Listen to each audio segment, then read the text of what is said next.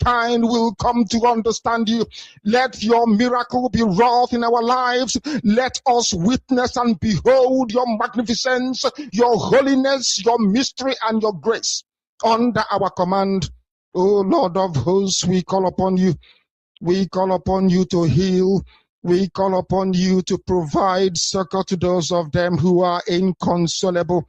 We ask you to come and strengthen those who are weak.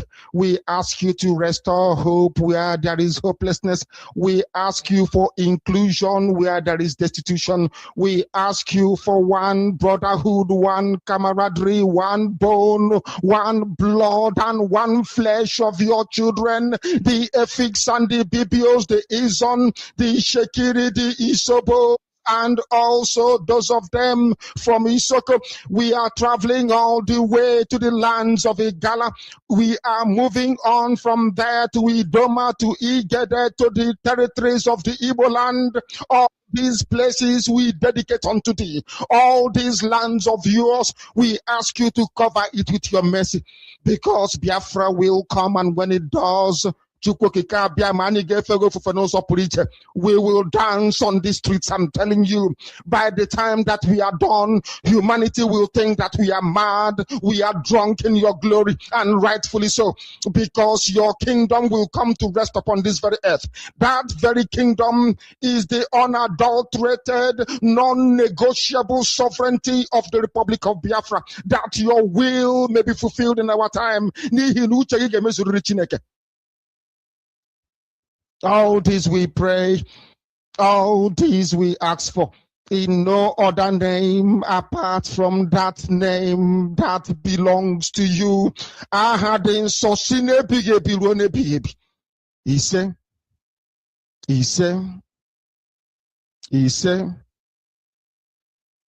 my name is Nnamdi Kanu. I am the leader of indigenous people of Biafra all over this very planet, I tell you. I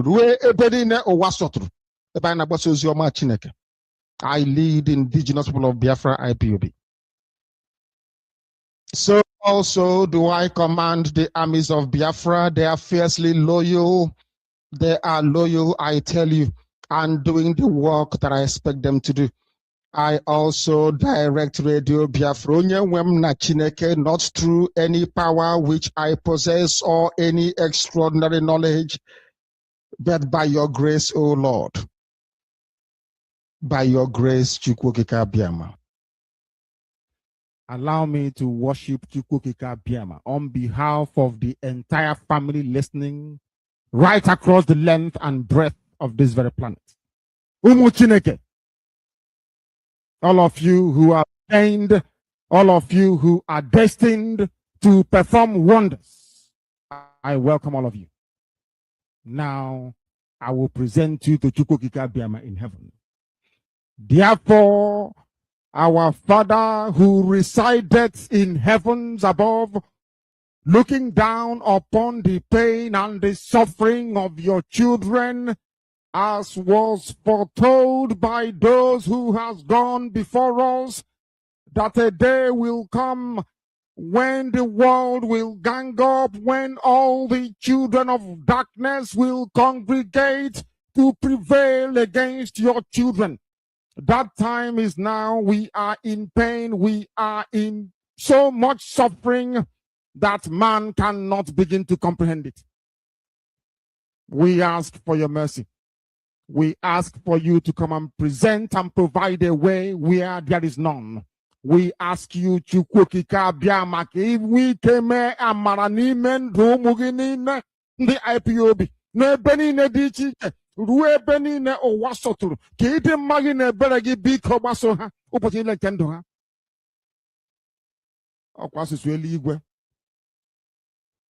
We call upon you this evening. The vultures are congregating. The saboteurs are rising up. We are beginning to identify them. And we are dealing with them. We ask you to give us the strength. We ask you for courage. We ask you for every ounce of determination and resoluteness. Make us as hard as steel, as only you can do. Baptize us in your word, in your knowledge, in your truthfulness, and in your strength. Make it impossible for our enemies to come close to us. Destroy them before they come very close. We will be tempted, of course. Our defenses will be tried without a shadow of a doubt.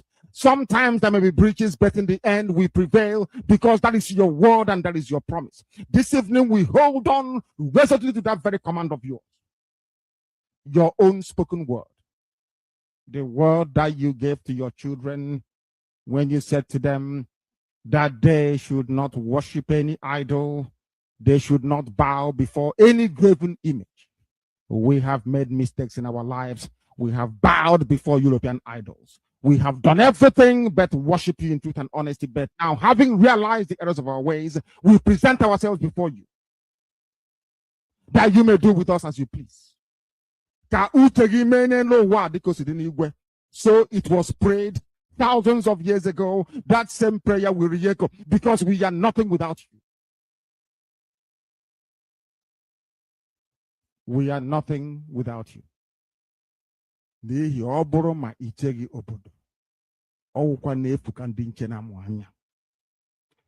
can have the best defenses in the whole world.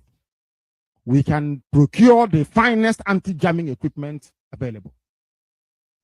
But it is you that will defend your inheritance. You will defend Biafra. You know that we are honest and truthful people. You know that we preach this gospel in the knowledge that your children must be free in the land of the living, that they may go back and worship you in Zion as they have done thousands of years ago. This is our prayer now and always because we are your children. You can't abandon us to the forces of evil and darkness. That is not your will, and it can never be.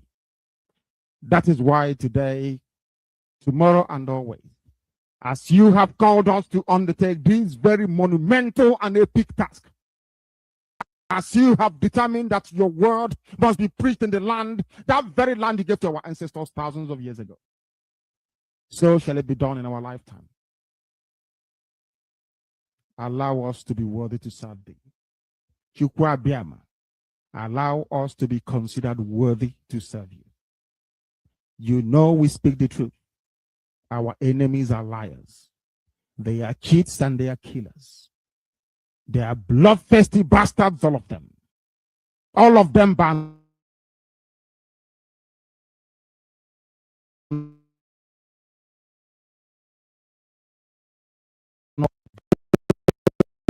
those of them who are righteous before your sight. Please don't allow shame to befall your children. Don't allow shame to befall your name, because we answer your name, we bear your name.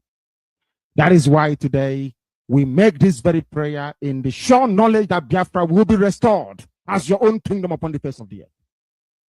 That you will be worshipped every blessed day of our lives, as our children will do, and so will their children. Until time everlasting, we have prayed in your name. He said,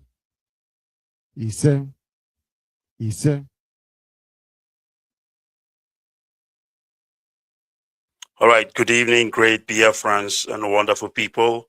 I welcome you this evening. Today, of course, is a Saturday, and if I am not mistaken, it is the 27th day of June 2026, the year of our Lord. And of course, my name is Barr IykeObed. I am the servant of the people. I am the servant of Chukwu Okike Abiyama. What we have come to do is very simple, and that is to restore Biafra. And when I say simple, not really in the sense of being simple, because the restoration of Biafra is the most spiritual and difficult thing that it is. If you are not spiritual, forget it. You are not going to restore Biafra, because as you are walking this path, as you are walking along this way of the restoration of the great nation of Biafra, there will be a lot of temptations. There will be a lot of compromised people on the way. Many a times I sit back, I have to and think about the children of Israelites and what they encountered on the journey to the promised land. I also remembered Moses, what Moses went through in the hands of the same people he was meant to save, the same people he was meant to lead to the promised land. They ganged up against Moses. They lied against Moses. They conspired against Moses. Now, I want you to understand that whatever is happening in this struggle today, I mean, it is not the first. It's something that we all have seen, or we have heard, or we have read about. It is happening right before our eyes. The Bible says that Moses went up to go and get the 10 Commandments. When Moses was gone, the children of Israel said to Aaron, "Where is Moses, who was supposed to lead us to the promised land? What has become of him? Did he brought us in the desert to die?" That was what the children of Israelites, and not all of them, of course. It was a descending voice of those who were compromised. The name Korah and Abiram, that's correct. If it strikes a bell, these are the people that conspired. They were able to change the heart of Aaron and ask Aaron to make them a golden image. The Bible says that they worship the golden image, and they, blasphemed the name of the Lord, they blasphemed the name of Moses. But at the end of the day, Elohim destroyed them all. Now, what people don't understand in this struggle of ours, we were made to take oath by joining IPOB. And people were quick to take oath without knowing the consequences of the oath they have taken. Now, let me tell you something. Oath is not something you take for granted, because the oath we took to serve Biafrans, the oath we took to follow Mazen Nnamdi Kanu, because that's what we are doing. We are following Mazen Nnamdi Kanu to restore Biafra. He is the one with the vision. He is the one that saw this vision. This is not a political party. It is a freedom fighting outfit. And in every freedom fighting outfit, there is always a man who has the vision. All of us cannot have the vision of restoring Biafra. We are here to assist Mazen Nnamdi Kanu to accomplish the vision of Biafra restoration, because we believed in that vision. Now, far be it from me, curse be it upon me, that I will one day wake up and say, no, I am the one now who will lead Biafrans. The question is, did Elohim call you? Did you have any vision? Did you receive the mandate from Chukwu Okike Abiama to do this job? Biafra restoration is not something you wake up and say, you know what, I can do this. Nope, you cannot. It is by that calling that Mazen Nnamdi Kanu is still breathing today. If it were me and you, maybe you wouldn't have survived the first jail term, the second one he went, and this one again. Maybe he would have died all this while. Maybe he would have died in Kenya, but he survived all the sin. And you think it's because Mazen Nnamdi Kanu is such a tough and a strong man? It's not about being tough. It's about a calling. It's about a mandate. And he will not die until he deliver that which Elohim has bestowed on him. So those who are trying, time will tell. We will watch and see what will become of you.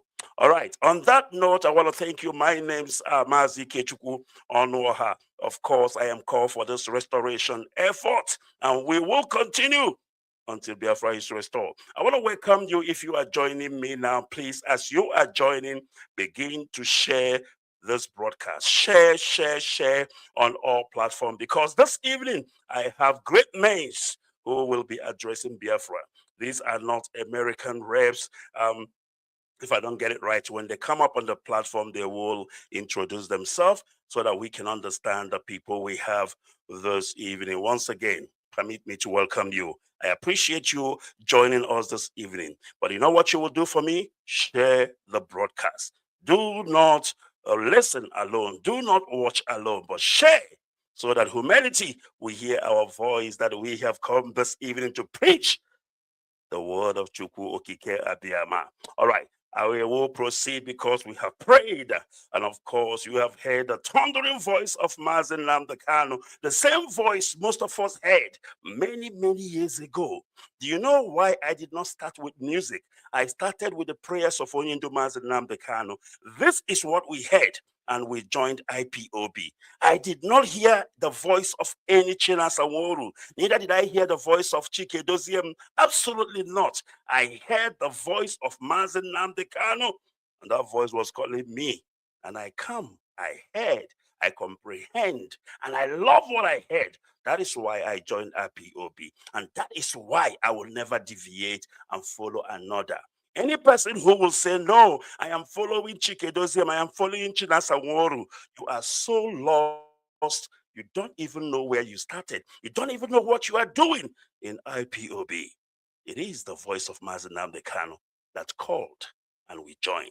All right, without wasting time, I am going to bring all my guests to the platform. And as I bring them, I will allow them, of course, to continue introducing themselves to Biafrans. Because Onye Duba said that Bekalo said, Ona akama ka onye obula were aka ya megini, but onye akamo. And this evening, that is exactly what we are going to do. I will allow my guests this evening to introduce themselves, and then we will proceed. All right. As you are joining, please continue to share. Do not hesitate. Do not stop. Keep sharing and keep sharing until everybody have witnessed, or rather hear what we have come here to do. Once again, my name is Barr IykeObed. Like I said, you know, it is always good when you join, not just Freedom and Faith, but anywhere you join, try to find out what is your strong point. What can you contribute to make that organization proceed? You know, whatever you can do it. Do not jump lanes. If you are not good for finance, don't try finance. If you are not a coordinator, don't try to coordinate. Maybe you are what do you call it? You are somebody who holds the money, somebody who, you know, makes sure that things are moving, you are in welfare or whatever. We are gifted differently. And when we bring all our gifts together, we will move forward. But when you try to cross road, you want to jump from this lane to that lane, you want to overtake, my brother, my sister, you go wound. It's as simple as that. All right. I am going to bring quite a few on our platform because we can only take 10 people at a time. And once those I have brought up have done, if there are anybody who is not up, I see that I'm not able to add IPOB Arizona, but I will bring you up. So my brother, do not despair. All right, let's start. Good evening, gentlemen. And of course, you have heard my introduction. And of course, now it is your turn to begin to introduce yourself. I will start with Maazi Chukwuemeka Iwagu. Please, if you can unmute yourself and greet dear friends, and of course, introduce yourself. Please go ahead. Thank you, Maazi. All right, Maazi, my name is. Can you hear me? I'm not sure. Yes, I can hear you. Maazi Emeka, can you hear me? Sure. I'm not sure if it is from my end. We can hear you. Or your from end. your end. Let me see. Yes, Maazi, can you go ahead? Let me see if you can hear me. Okay. All right, just 1 second. Wait, hold on. I think I know what might be the problem here. I just need to unmute something. Please, just 1 second. We will get it sorted out because please give me 1 second. There you go. Let me unmute this. Yes, there we go. Can you hear me, Maazi? Okay. Chukwuemeka. Can you hear me now? Loud and clear, and humanity is listening. Please go ahead. Thank you. Thank you very much. Good evening, Biafrans. From wherever you're watching, you are welcomed to this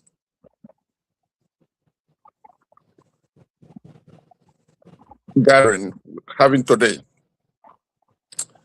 My name is Maazi Emeka Iwagu.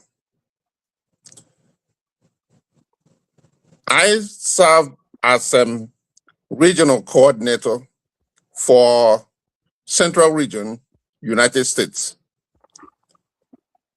And I'm joining each and every one of you from here in Sugar Land, Texas. Thank you so much. Thank you very much. I love that Sugarland. Maybe you're gonna give us some sugar tonight. All right, we must continue. I have Mazi Aworum, Mazin Didi Aworum. Please, if you can hear me, unmute yourself and greet Biafrans as well as introduce yourself properly.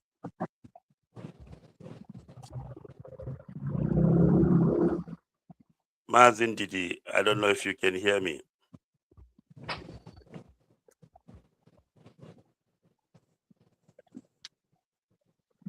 All right, I'm not sure. I can hear you. All right, go ahead, Mazi. Okay, good evening, Biafrans. Good afternoon, good morning, from wherever you are. This is Saturday, the 27th day of June, and 2026. My name is Mazi Didiaworum. I live here in Michigan in the USA.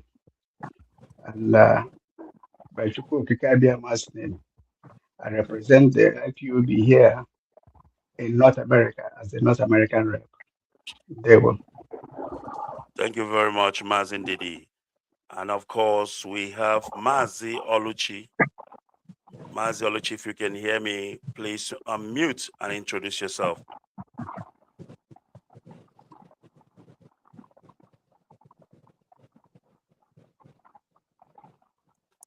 Thank you, Mazi Oluchi. Unmute yourself, please.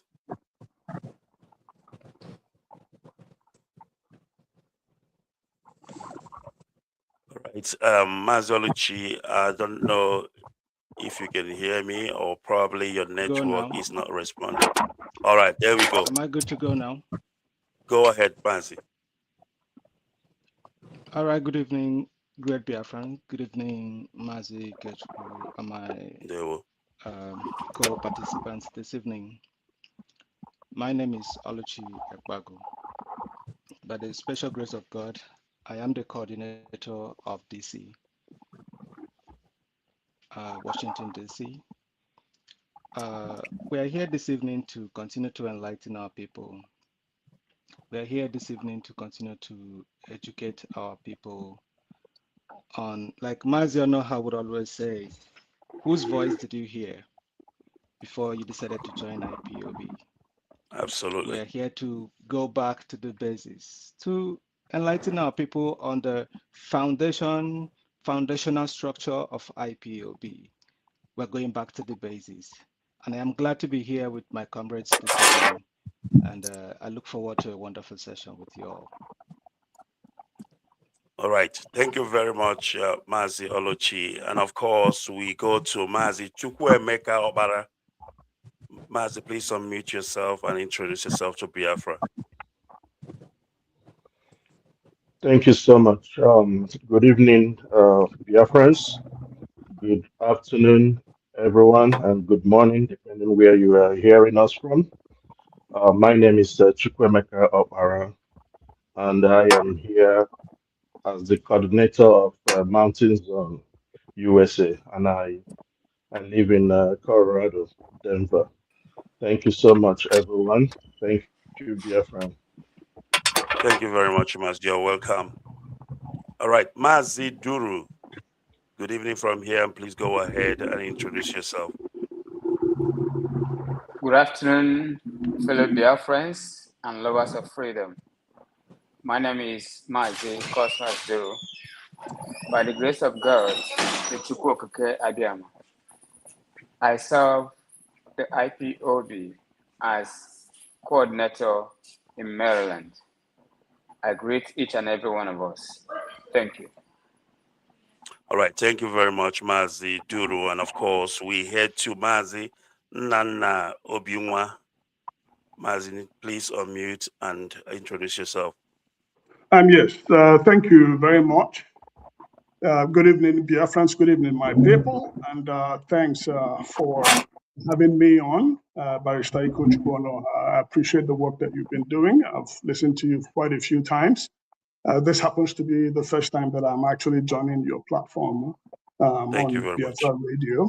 So good job so far, and with your co-moderators as well. Like I said, I'm Nana Obinwa, and I am the Eastern Time Zone Regional Coordinator for IPOB in the United States of America. I reside in Florida, and that's where I'm actually speaking from. So to my people on day one, which is just a greeting to say I trust that all is well with you and your families. Thank you, and good listening. All right, thank you very much, Mazen Nana. And of course, listen, I want to encourage Biafrans, if you have joined us, please share this broadcast. That's the least you can do for us. And press the like buttons, press the love buttons, and of course, that humanity will get the message. All right, let's go to Mazi Israel Erude. Please, if I did not pronounce your name correctly, forgive me and help me do justice to it. Mazi Israel, please unmute yourself. Mazi Israel, if you can hear me, unmute. Yes, I can hear you. Go. I can hear you. Thank you very much. Please go ahead. Yeah. Good afternoon from here, my brothers and leaders. My name is Israel Erude, and I am serving as the Deputy National Coordinator for Canada. So prior to that, I've been working with Barr IykeObed in the Ontario province in different capacities. So I hail from the coastal region of Biafra land, precisely Abraka, Amorobo, and Orobo speaking Biafran. And I'm glad to be in your midst, ready to serve. Thank you. Thank you very much, my brother. You are welcome. Of course, Urobo is Biafra. We are one people, one blood, under the leadership and command of Onyendumazi Nnamdi Kanu. All right, like I said before, I have few of our comrades who are not on the platform. The reason is because the platform takes 10 people at a time. So what I will do is, when some people have finished talking, I will bring you up and take that person down. So we will keep on alternating until everybody has gotten a fair chance. All right.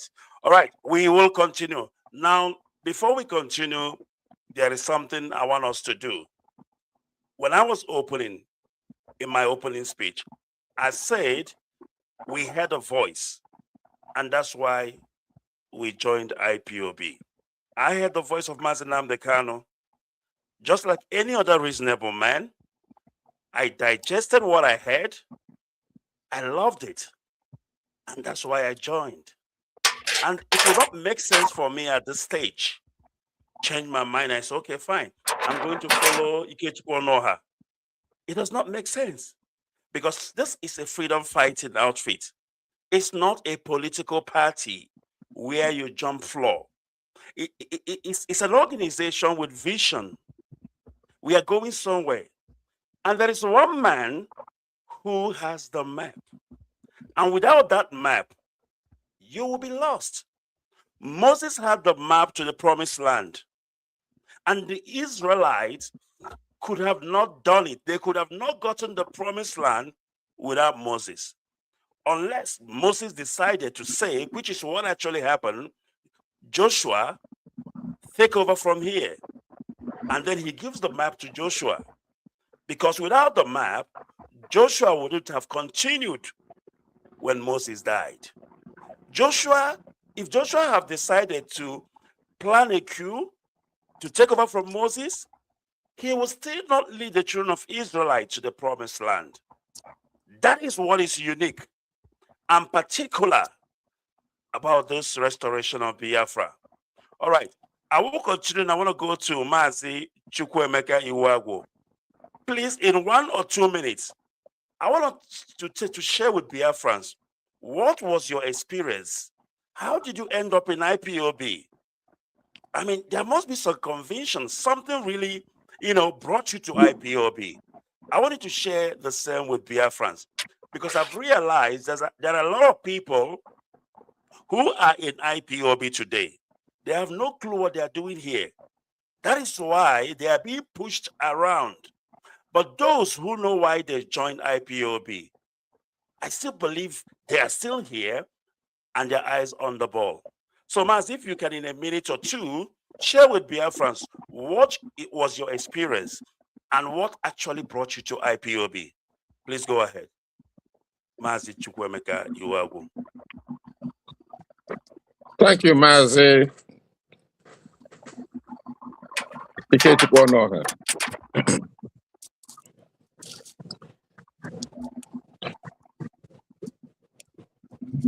I and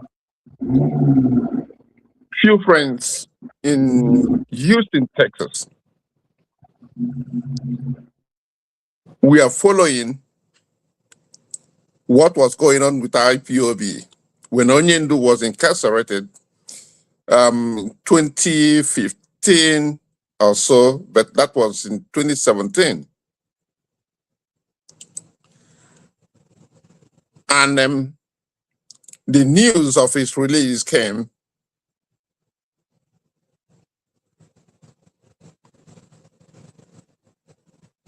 Then the incident that took place in Afaruku Umahe happened, the Python 2 dance.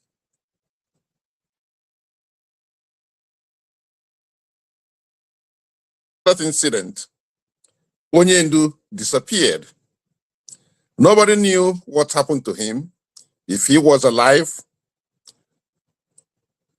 or anything followed the disappearance. We had no idea. But we remained with the narrative that he is not dead, but was alive. But where he was, we had no idea. Let me fast forward it. The news came that Onyendu will make a broadcast from Israel.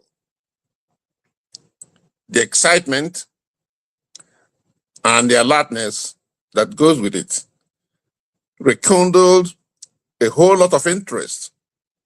Those who became interested in IPOB. And few groups start organizing themselves on hearing his voice. After some time, we got in contact with Reverend Adams in Killeen, Texas.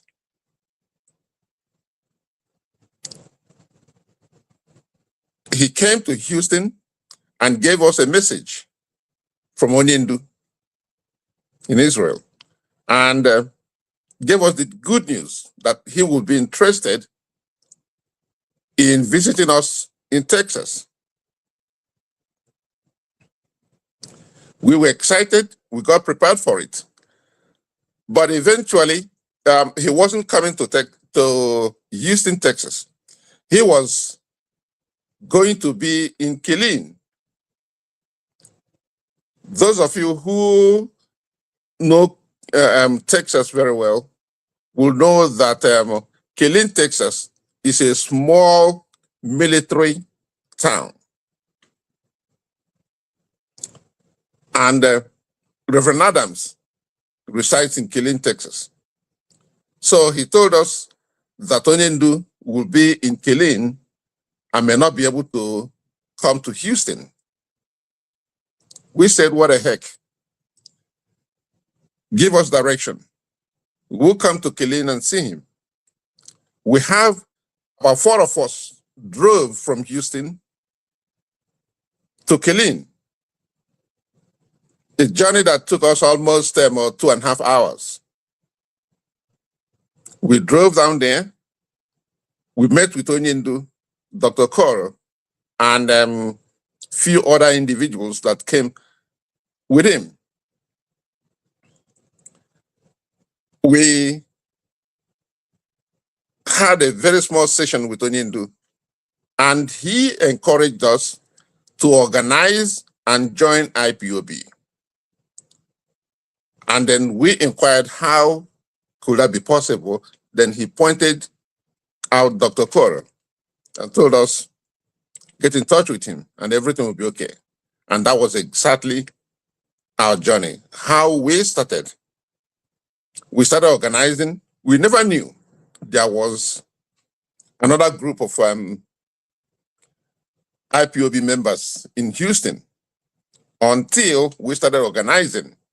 And then we were exposed to IPOB membership. And the rest is history.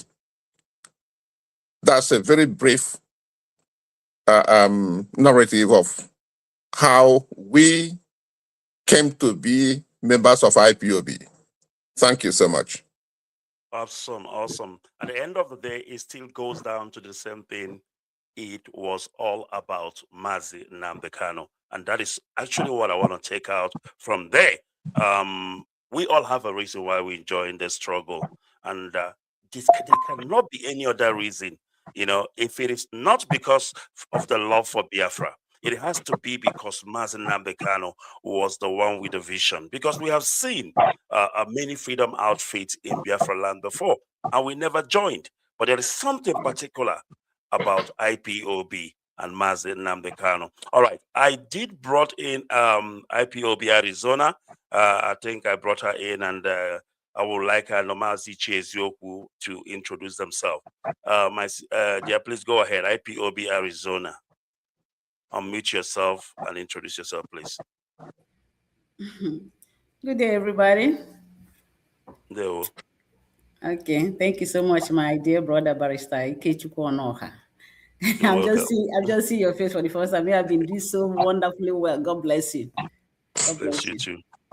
I greet everybody, Biafrans, wherever you are. Good afternoon, good morning, good evening, wherever you are. My name is Mwada Oriako Nkemakonam. By the special grace of Chukwukika Biama, I am the Pacific Regional Coordinator. I reside here in Phoenix, Arizona. So do I go ahead and say some other things? Yes, you can say one more, two things if you want. It's fine. Okay. And also tell me how did you join IPOB and what made you join IPOB? Very important. Yeah, what made me to join IPOB is I didn't hear from anybody. I have to be honest with you guys. I heard Mazi Nnamdi Kanu online broadcasting, YouTube. That's where I heard him. I heard him again. I listened again. I saw a couple of his YouTube messages. Then I asked one Igbo guy I was working with in the hospital. I asked him, this guy, I've been listening to him. Do you know anything about him? That was in 2018, actually. He said, yes, that's he himself, that he's IPOB member. He told me that he himself is IPOB member, that he was in South Africa, that Mazi Nnamdi Kanu is the leader of the IPOB. So I now asked him, so how do I get to join? Are you the one in charge here? I would like to join this movement. He said no, that he wasn't, but that there was a man, he called Obidi Obienu for me. And he gave me Obidi Obienu's number. When I called Obidi gave me Dr. Okoro's number. And these are the two people that swore me in. So this is how I joined IPOB, listening from Mazi Nnamdi Kanu directly. And there's something I want to say, based on what our brother Ikechukwu was saying earlier. You know, in life, God gives everybody a gift. Everybody have their own gifts. When you are coming into this world, God has brought you into this world for a purpose. So if you follow your purpose, you will achieve it. But if you become an usurper that wants to usurp another person's purpose in life, you will always fail. I entered IPOB with a good heart, very happy for what our brother Mazi Nnamdi Kanu is doing. And everything was going very well. Then eventually, I started finding out that there are some wolves. These wolves, I look at them as failures in life, who do not have or do not know their left from their right, who do not know the direction they are going, and who cannot achieve anything. So they have decided that the best way for them is to go and grab a position in IPOB and steal from IPOB to destroy the movement. But one promise I'm making them is this: God has called Mazi Nnamdi Kanu for this cause. And when God calls people, according to Romans 8:30, when God calls somebody, he makes all the provision for the person. And God gives the person supporters, those who are going to work under him. Nnamdi Kanu is a leader. So he has people that God has stationed to support him to make that cause become a success. So it doesn't matter what other people are doing. And if you have been called to be a supporter of that cause that God gave to Mazi Nnamdi Kanu, and you decide that you want to take that position, you want to usurp it, you will never succeed, because you are not called for that position in the first place. You are not called for this. So I am quite disappointed at people like Chike Doziem, China Sanworu, and the rest of them. It is quite unfortunate. And I thank God that the money I was supposed to give them the last time, because I found out that they're wolves. They come just to take money. Otherwise, why would you be asked to leave? Nnamdi Kanu, I listened to most of his broadcasts. He never said that any position is permanent. He had never said it. He gives you a position. When it's time for him to change you, he changes you. The best you could do, if you have a pure mind for this cause, is to be happy. Withdraw. Let others serve. Let others serve. But rather than that, you want to be stealing money. Now I saw why they were pushing me at some point to give some money. There was a time they were pushing me here in Arizona to send a particular money. You know, I don't know. But God, I felt that there was something wrong. I didn't give that money. So I thank God today when I see what is happening, I know that I took the right decision. So I feel so disappointed in these guys, but I am telling them that whatsoever they are planning will never work. Because you know what? Check out Mazi Nnamdi Kanu. Check what he has gone through. And like Barry Ikechukwu has said, he's not there by himself. He's not succeeding in all these things by himself. God placed him there. And the God that placed him there is the one keeping him. Everything that happened in between, it is God who is orchestrating all that. It is God who is orchestrating. And when the time reaches, when the time that God says this is the time, Biafra will be here and nobody can stop it. No saboteur can stop it. That's all I have to say today. Thank you, guys. If you can hear me, please go ahead and introduce yourself. Mazi Ichieziokwu. Ndewo, Barrister. Thank you very much. Ndewo, and I greet every other comrades that are here. I say to our Biafra brothers and sisters, good morning, good evening, good afternoon, wherever you are listening from. May Chukwu Okike Abiama continue to bless and sustain you in everything you're doing. May the hard work that we're putting in,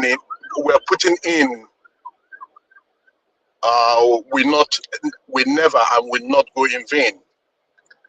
And Mazi Nnamdi Kanu will come out to lead the wonderful family that he has left behind, and nothing will happen to him. He will always be our leader, and nobody else can change that. In fact, he is still our supreme leader. And anybody that wants to go hang himself, let him go and hang himself. Anybody that wants to go and hug the transformer, he is allowed to do that. Or he or she is allowed to do that. They can go hang themselves or hug the transformer. I am Ichiezoku Tochukwu Ikwuanwusi, North American rep. And Mazi, I don't know if I should go ahead and tell our people how I got to be member of IPOB, this wonderful family and wonderful organization that we're in. That's correct. Please go. Yes. Yes, Thank go you, ahead, Mazi. Mazi Go ahead. Onoha. Thank you so much. I know you've been doing great job right from time. And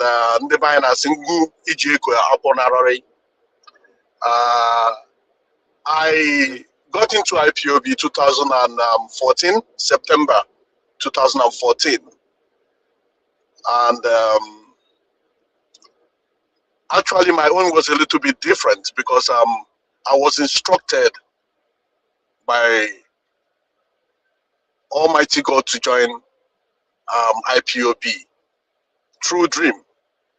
I was told that the time has come to join, and the time for Biafra has come. So that was how I got to join, and I started hearing the voice of Mazi. First of all, when I heard about the voice of Mazi initially, I must be truthful to a fault, I was like, who is this that is insulting our people?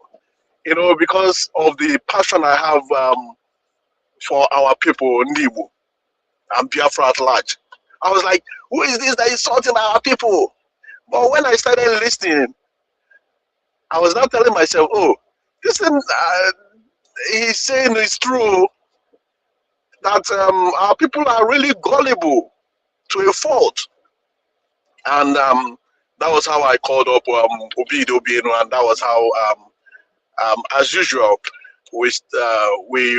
me, Eric, to his blessed memory, started IPOB Massachusetts, and that was how I got into IPOB, and the rest is history. We have fought the first one, fought the second one, fought the third one, and this is the fourth one, and we're still here. To the glory of God, we stood the test of time, and we use our the truthfulness in us to continue doing what we're doing. Mazi, I will leave it here because I know we have a lot to talk about. There. All right. Thank you very much, Mazi Ichie Ezioku. And of course, I know you did fight. And of course, I remember when you embossed me, I didn't even want to hear from you, but you saw something and you were warning me. But at the end of the day, I learned the hard way. Yeah. All right. We must continue, of course. This is Biafra Radio. And if you are joining us right now, you are welcome to the show. Please share the broadcast, and also like and love. Very, very important. Share the broadcast to all humanity, that humanity will be our witness. Of course, this night I am hosting the North Americans. And of course, they have introduced themselves, as you can see, and we are going round to get to understand why did people join IPOB. And as you can hear so far, people heard and they joined. And now my story is also similar because I heard the voice of Onyendu. I was just going through YouTube and I saw a leader. I'm looking, who's this man? Who you cannot ignore what he was saying. And the same evening, I called the radio, and the rest is history. So we heard a voice on the radio, a voice sounding like a thunder, and we actually loved what we heard, and we joined. Now tell me, when you hear something and you join for a reason, you join for a purpose. You cannot move, you cannot shake, you cannot be deceived unless you have no idea why and the reason why you joined IPOB. All right, I have Onwumere Chijioke. I don't know if you did introduce yourself before, or maybe I just brought you up. Mazi, please, if you can unmute, if you haven't introduced yourself before, you can do so now. and of course, tell me what brought you to IPOB. Very, very important. Go ahead, please. Okay, good evening, ladies and gentlemen. My name is Cosmos Chijoke. Now we here on Umere. By the special grace of God, I serve the IPOB as the state coordinator for the state of Georgia, Atlanta, Georgia.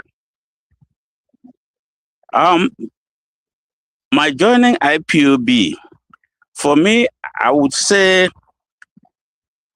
it is not the question of why or how. It's a question, something stuck with me. I will go back way back. During the Civil War, I was a very little boy. Many of us, there was a military canteen. We are from military canteen in our elementary school. But when they started bombing the schools, our classrooms moved into the bush. So one day, 12 of us little children went to the camp that we want to join the boys' company because the boys' company was what was running at the time. Out of that 12, they selected 2 boys and tell the rest of us to go home that we're too small to be a boys' company. I still remember that corporal. They said he's a corporal because I remember he had one red V on his left band. And he said, he knelt down with one leg. He said, listen, go home. You will grow up when it gets to the point where we can no longer or we are no more. It's talking about them that are already there. We can continue the fight. That is exactly what that man used. So when Onyendu came up on the radio and started broadcasting, I said, maybe this is the time that man told us years ago that when they can, that we'll continue the fight. I said, probably that is the time. So I started looking for IPOB in Atlanta here, but nobody could tell me anything. Until one day, I went to where, you know how Igbo people are when we gather on weekends, especially like this, talking. I said, my people, I'm looking for this IPOB people. Does anybody know where they are? They say, yeah, that woman that has a restaurant, they meet in her restaurant.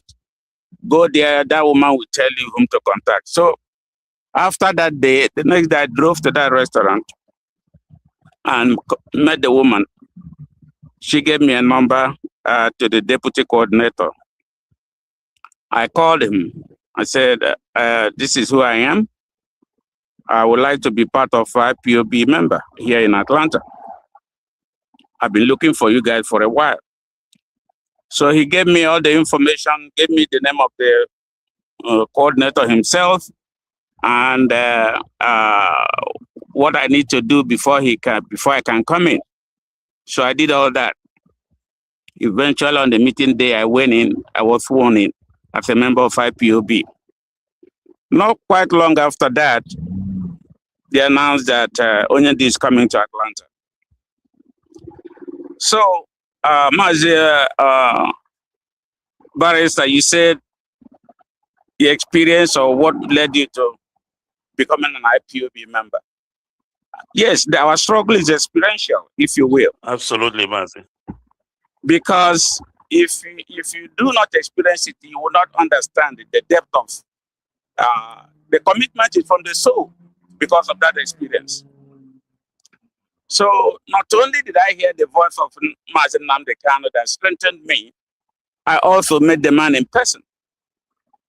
I met the man in person. I sat across from him at the table, asked him questions, and ate a cold pizza with him because when we met as a family, IPOB family in Atlanta, because of so many questions, the pizza that we bought went cold. But he still sat there with us, shared that pizza with us. So for me, this struggle is not about being a member. No, it's more deeper than that. There is a cause. There is a reason that our people will not be vanquished. I didn't do history, I did the business administration, I have an accounting degree. But I read a lot of history. I watch a lot of World War, the decisions that Hitler made and the decisions that the generals made. And I found out also world history. Ask yourself, Egypt today in North Africa wasn't an Arabic country, people with white skin. Egypt was a black country. Turkey was a Christian country. Today, Turkey is a Muslim country, as well as those other countries in Northern Africa. If we don't resist, if we don't fight, we will go the way of Turkey, Egypt, Tunisia, Morocco, and the rest of them. It is an existential threat we are facing. Unfortunately, not many of our people understand it.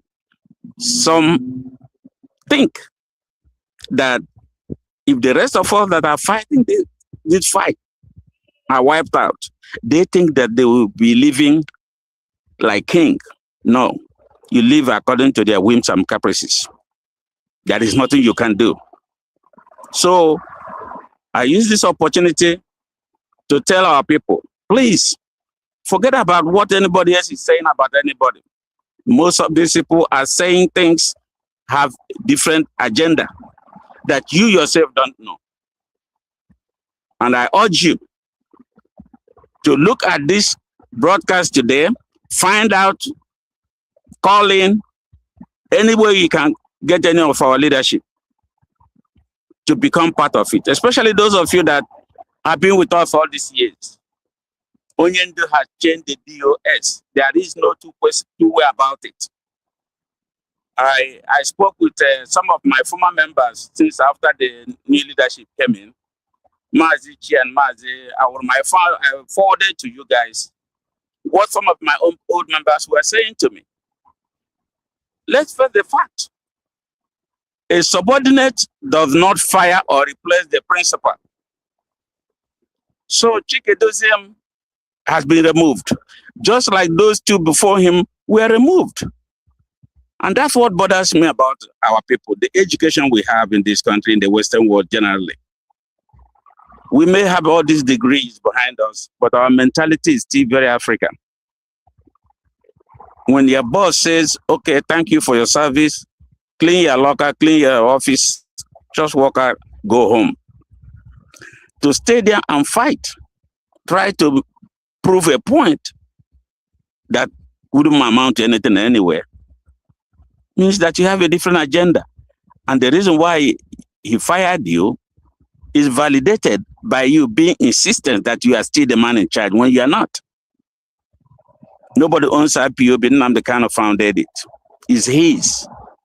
If he doesn't want me tomorrow at the state coordinator here and calls me and say, hey, I need you to, step aside. I said, thank you, sir, for the opportunity. Okay? I expect every other person, the leaders, to do the same. I'll still be a member of IPOB. That will not stop me from making my monthly contributions. I will still be a member of IPOB. So let us learn from the people that will live in their country when they are let go. When you are let go, go. Don't try to make ruckus that wouldn't amount to anything. All Biafrans, everywhere, please, your allegiance is to Mazinwo, the head of the new DOS, and Martin Namdekano is the overall supreme leader. Any other place you are going to put your money or your time, you are just wasting that. Because there's no other IPOB anywhere. Only the one led by Martin Namdekano. If you want to learn, learn. If you want to listen, listen. But if you want to be foolhardy about it, by all means, go ahead. Thank you, everybody. Thank you very much. Thank you very much for that wonderful speech. All right, we are going to go around because there is a reason why I'm asking this question. It's not just for the mere fact. I want our listeners to understand that there is only one thing that brought us to IPOB, and that is our leader, Mazen Namdekano. And for that same reason, we cannot listen to any other if it is not Mazen Namdekano. If I'm tired of this struggle, I'll just pack my things and leave. It's as simple as that. I cannot go to somebody's house and begin to fight over his property, knowing that I'm just a guest. Now, like I said, the vision is of Mazi Nnamdi Kanu. We are helpers of the vision. We are supporting him in that vision because God only called one person. And when God called one person, he calls him for a reason. He calls him for a purpose. So when you come into another man's vision, the best you can do is to help in that vision. If you feel like you cannot go on anymore, it's very simple. You live peacefully and quietly and go and rest. There is no need, to make a scene or to try to reap where you did not sow. So let's go to Mazi Nana Obiunwa. Please, if we can keep it short and simple, because I need us to go into the real reason why we are here today. Go on, Mazi Ndewo. Yes, thank you again, Barrister. Yes, how I came to become part of IPOB. The first thing I need to preface my conversation is that I was born in 1968 in Nnewi. Nnewi is in Anambra State. In 1968, Nigeria was still in the war with Biafra. Biafra happens to be the first name given to our land by our fathers. And so essentially, being born in 1968 in the Federal Republic of Biafra means that I am an indigenous person of Biafra. So if you see my birth certificate at the time, you will read Biafra. So that's just to preface that. The emphasis that Mazi Nnamdi Kanu, Onye Nduain, brought to this struggle just makes him the authentic voice of his people, as we can see. So my being part of this struggle is to identify with my brother and to identify with our people, because we cannot stand by while our mothers and our children are crying out, and then we sit back and do nothing. So essentially, it's Nnamdi who has so eloquently actually made this struggle front and center to the entire globe. That's actually the reason why I'm here today.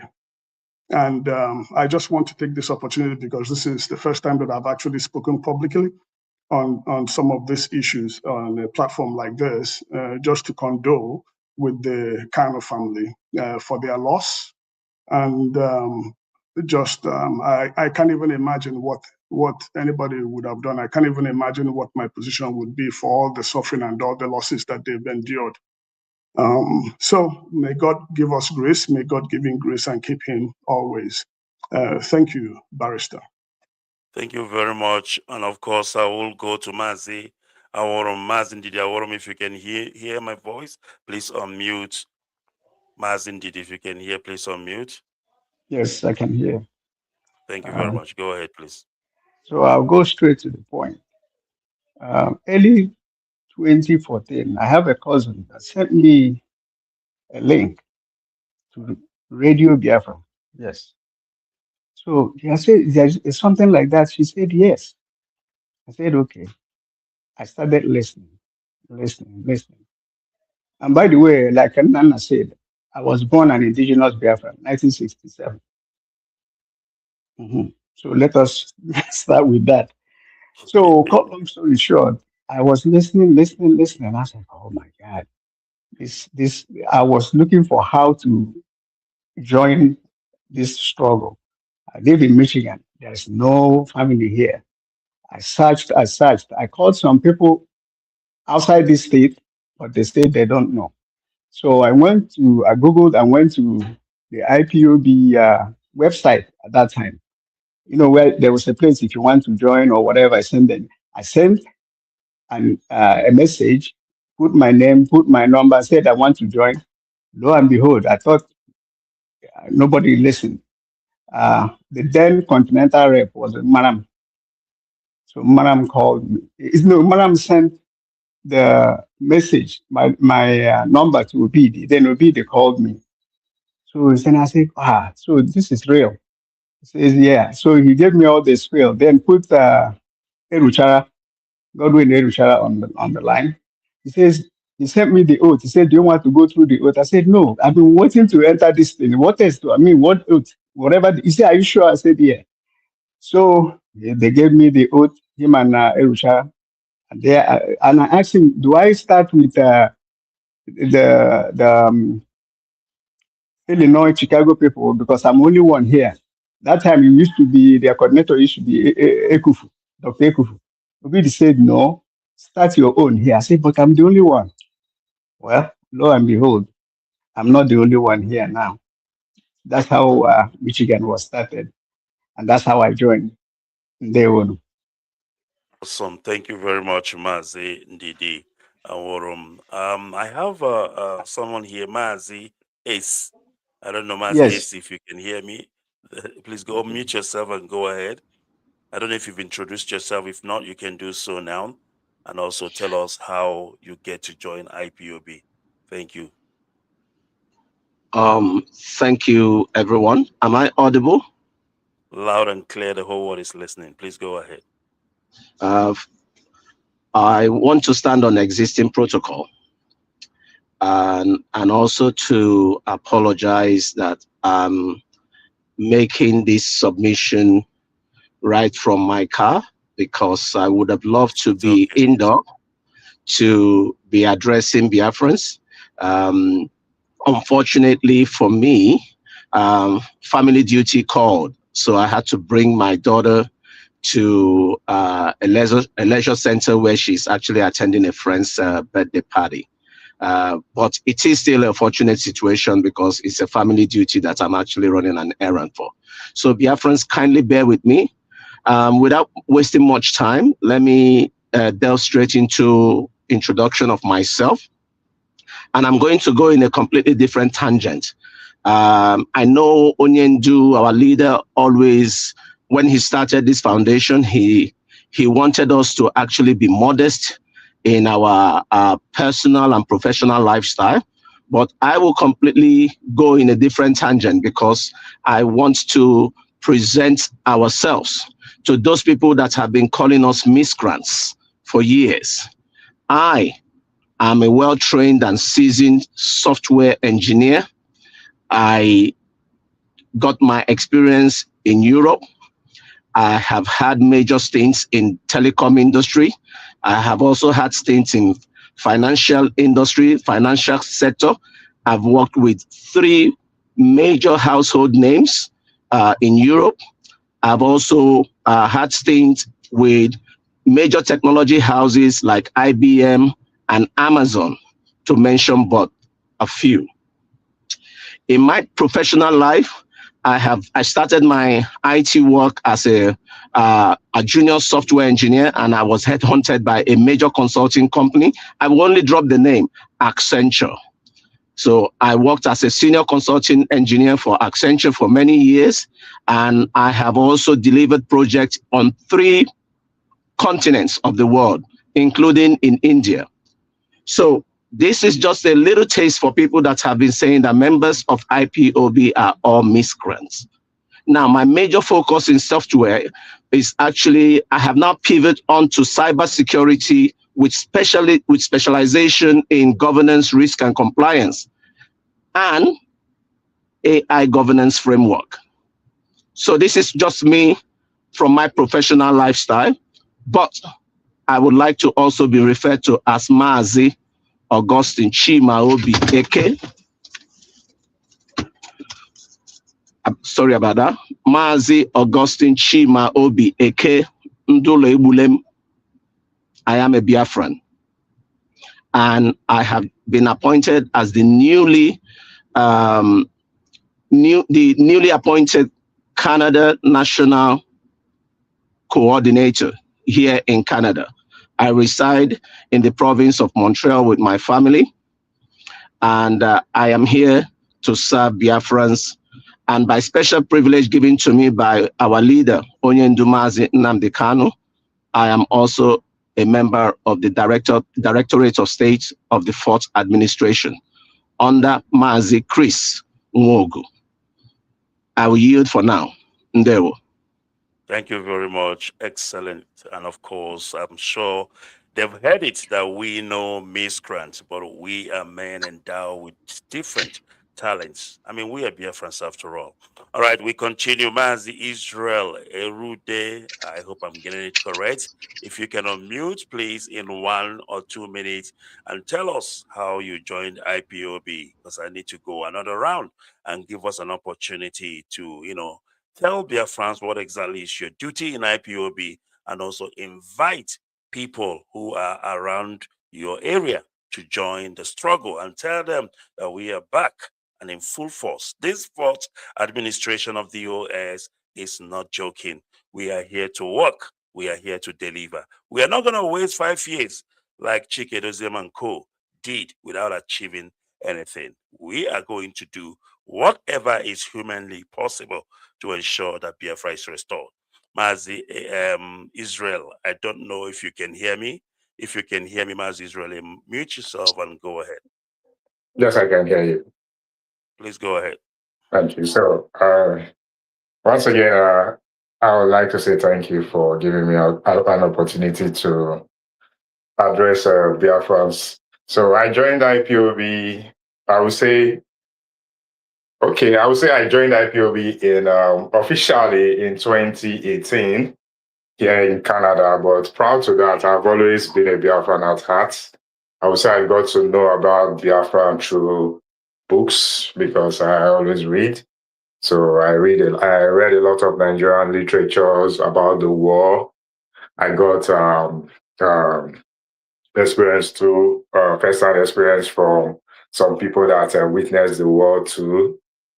Because even some part of my state then, my part of our state then was affected by the war too, because the soldiers passed through and all. So I had this sympathy. Every time I read, I felt like I was the one being hurt, like it was me being hurt.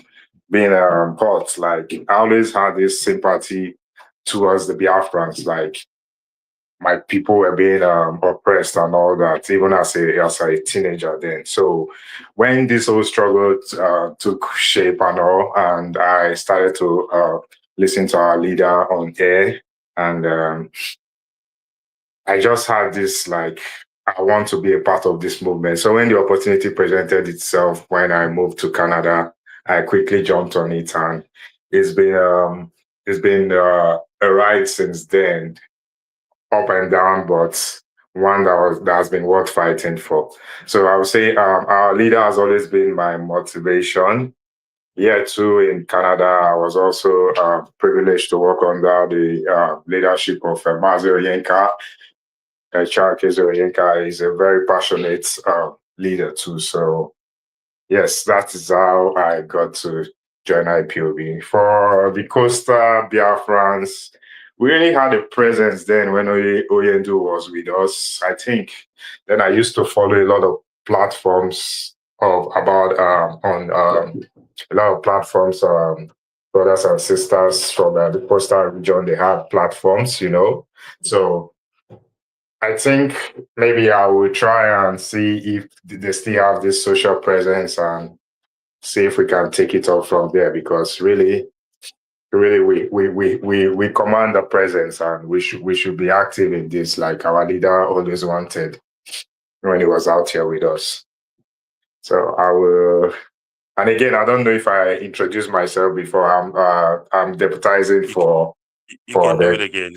Yeah, for the Canada deputy. I'm deputy Canada national. Deputy coordinator for, not coordinator now, deputy national coordinator. Yeah, for Canada. Yeah. Sorry, I'm missing it.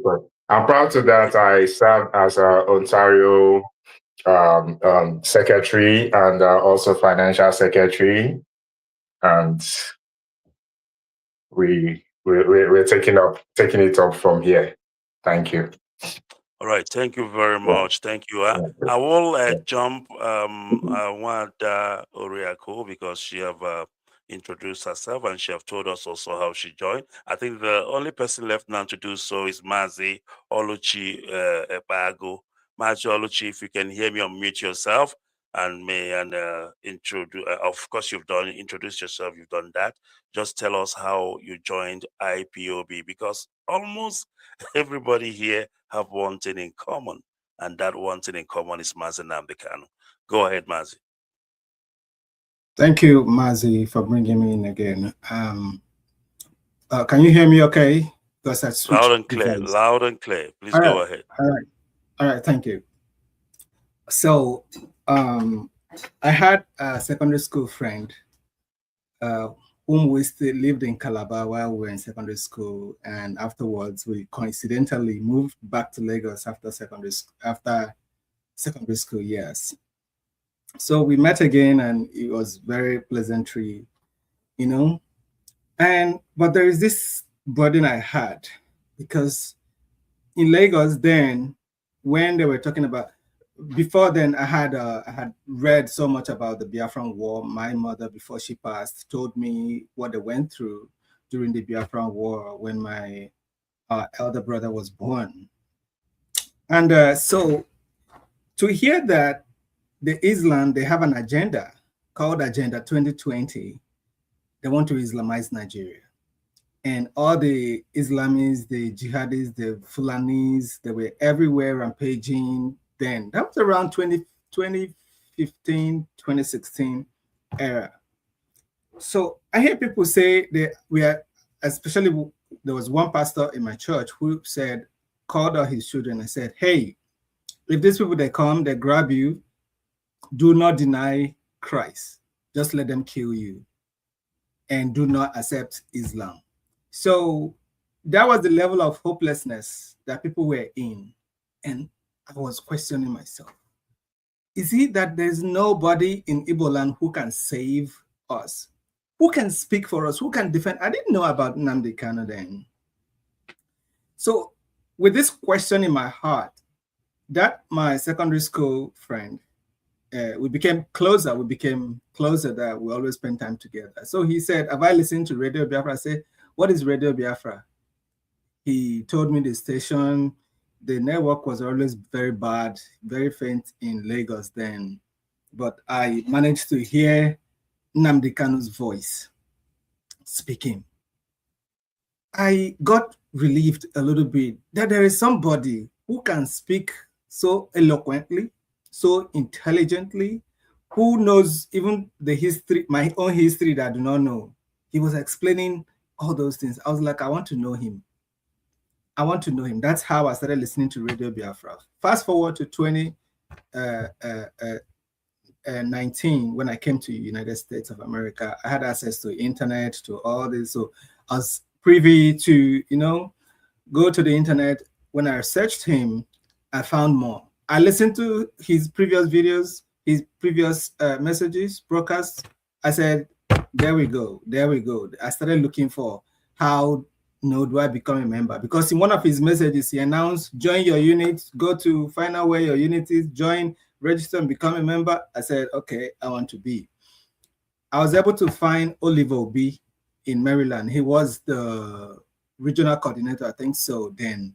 I didn't know about all this hierarchy in IPOB then. I called him. I said, I want to be a member. He referred me to Mazi Cosmos Duru and said he's going to become the new state coordinator then. So I reached out to both of them and I joined. And I was so convinced that this is the right man. This is the man that has been sent to deliver us. And I said I was going to do anything within my capacity to support him, because that was the kind of voice I wish I had. Now there is somebody who has that voice going to represent me. Why wouldn't I support him in any way that I can? My brother, that's how the journey began. And here we are today. So thank you for the opportunity to share. Thank you very much. I just like the last thing you said. You said, if there is somebody who have this kind of voice, why wouldn't I join? You understand? Somebody who have what you don't have. And there is something that you have, Mazi Nnamdi Kanu might not have. We all have different gifts. Now, the problem we have as a people, and I'm going to say this, and when I say it, I include myself. And Master Namdekanu said the 3 cardinal diseases of an Igbo man: greed, envy, and jealousy. Something you cannot do, but when you see somebody who can do it, instead of you to support, you rather sabotage. Not everybody is called to be a leader. Not everybody. But there is something you can do. Maybe your job, like a locomotive train, there are people who are behind the scene, putting in the coals, and the train is moving, and the driver of the train is driving. It takes many people to make a vision come through. But you will see people who want to dabble into leadership. That is not your calling. I mean, Mazen Namdekanu has it all. He's a man who will speak and you listen. I say he speaks, you listen. You don't even know why you're obeying him, because it's a gift, something that God has given to him. And somebody wants to go and jump into leadership. You want to restore Biafra. How do you do that? Mazen Namdekanu said there are plans, 3 of them. One is known by the people around me, and the second one is known by my deputy then, Uchemefo. And the last one is known by only me. I mean, this is a man with a plan. He knows exactly what to do, when to do it. Now, I want to shock you all before we go for our next round. Mazen Namdekanu called me and said to me, I want you to deputize Mazio Former. For the life of me, I don't understand. It was something that be like a hidden thing. He has known beforehand that these people are going to sell out. He said, I want you to learn everything about Radio Biafra. Former refused to train me. He refused to teach me nothing about the radio. But I was pushing and pushing. But at the end of the day, I had a breakthrough. Now, we are sitting here, and this is called Biafra Radio. When Onyendu was in jail, he realized that maybe one day we will not have a radio anymore. He instructed one and said, or the one that told him how she was kicked out of Radio Biafra. They don't allow her to come and broadcast. And because of I left Radio Biafra. Nobody chased me away. I left. Why did I leave? Because the woman that Onyendu appointed to be in charge of finance, you are kicking her out. And our leader has not said so. I said, no, if this woman is not going to be allowed to speak on the radio, then I am not going to speak on the radio anymore. That is why I left Radio Biafra. Now, Onyendu sent a message and said to them, when he wanted us to set up this radio, they asked about who do we talk to, who is going to do this. Onyendu said to them, speak to Ikechukwu, he knows what to do. Because he prepared me already then, when I never thought that these people will sell out. And then, here we are. We've set up a radio because he prepared me. He saw the vision, what these people are planning to do. So I respect that man for one reason. He is the man with a vision. He got something that most of us don't have. Now, the best you can do is to support him, to support that vision. Don't try to take up what you are not called for. Don't have. I mean, when I look at Chike Dozie, I ask myself, is this the guy who's going to lead me to Biafra? How? Where? Because they say by their fruit you shall know them. All right, I will leave it at that. And of course, I think we have gone all around. And now, because there are so many of us, what I want us to do, I want you now to tell Biafrans the job you do. Yes, sir. Mazi, sorry. I don't know if I was called when I came here, but right now I'm back and I can hear you clearly. Who am I speaking to now? If you can mention your name, please. This is Mazi Drew. Okay, Mazi Drew. Oh, yes, you are right. I was supposed to give you an opportunity to tell us how you joined IPOB. My apologies. Please unmute then and go ahead in a minute or two and tell Biafrans how you joined this noble family. Go ahead, please. Thank you so much. Thank you, Mazi. I will be brief because I'm at work. I heard the voice of Mazi Namdekanu. And when he was preaching, I was listening with keen interest. The way he was uniting our people, the way he was telling us, even uniting those who think they weren't Biafra. And at the end of all of them are now agreeing, and they agree that they are Biafrans. Even though Onyendu used the market days, how our women tie clothes, to make sure he convinced every Biafran that is, we are from the same mother, the same father. Saying all this, I was listening, and even though Onyedu went home to talk to our chiefs, our elders, and other people, even the governors, but they turned him down. And that was why when Onyedu get angry, he will say something and that might not be pleasing to them. But at the end, he will still come and, beg them and say, no, when we were growing up, your mother or your father will use right hand and beat you and use left hand to bring you closer to him and tell you, don't do this again. When you did all this, I was so happy to hear from him. One day, as this was going on, I was contributing to IPOB, but I wasn't an IPOB then. But one day I was driving to work. I heard that Onyedu is coming. I said, no, these people are trying to get people just like that. Then I know the hall, they said he was going to be there. I went through there, I saw the crowd that were there. I had to go back immediately. I did no call, no show that very day. And I went there, I just wore my clothes and run and went there. Onyedu came. That was my first day I saw Onyedu. He came, he was broadcasting, and that was in 2020. He was broadcasting and asking questions. Then I started sharing water because the hall he was in there, I am well, I know the hall and we go there for things. Then I started sharing water. At the end, they were, asking questions. As they were asking questions, I had to go and meet someone. I need a number. Then she said, that was Obuefi. I said, I need a number to call. Then Obuefi told one of the ladies, give him my number, give him my number. Then that was how they gave me his number. Then when I called him, he said, I told him that I'm supporting, but I really don't want to be. But right now, I think I want to be. I've seen Onyendu and I've been listening to him, but I want to be there. He said, yes, that's why I said, give you my number. I took the number and called him the next day. He said, Cosmas, I want you to be officially a member of IPOB. He forwarded the oath for me. Actually, I read through the oath. First of all, I said, no, I'm not going to join because of the oath I saw. I told him I'm not going to join. Let me continue the way I'm doing it. Now, he said, just think about it. That very night, to God bear me witness, I went to bed. I dreamt. I had 3 questions. First one, are you ready to betray Onyendu? I said, no. He said, are you ready to betray Biafra? I said, no. And the last one I had, are you ready to betray someone that wants to get the same Biafra you're looking for? I said, Mbakwa. That was my last word, Mbakwa. And I woke up. Look at the time. It was 6 a.m. That very time I called Obuefi. And he answered my call. I said, I am going to join.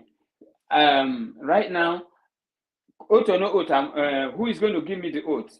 He told me who was even though I know him, he said, go and meet him, he will give you the oath.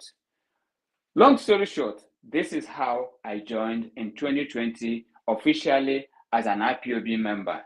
Then, after joining, actually this is how I joined IPOB. So I am happy I'm an IPOB, and till tomorrow, and the day I was born IPOB, Indigenous People of Biafra, and I'm still IPOB and will ever remain IPOB under the leadership of Mazin Nnamdi Kanu for this struggle. Thank you so much. Thank you very much, Mazi. As you can see, the only people that are still in IPOB today are those with stories, those with history, those who can remember the events, when and how it happened.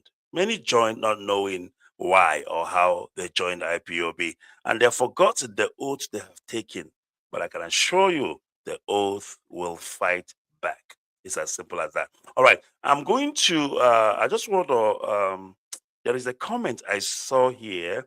I just want to see if I can get to it before I give us chance, because it's getting late, and also I believe most of you also have things to do. So I will give us another round to tell the people your position, and also to call on the people who are listening to you to come and join, and tell them that we are back in business, back as we can be.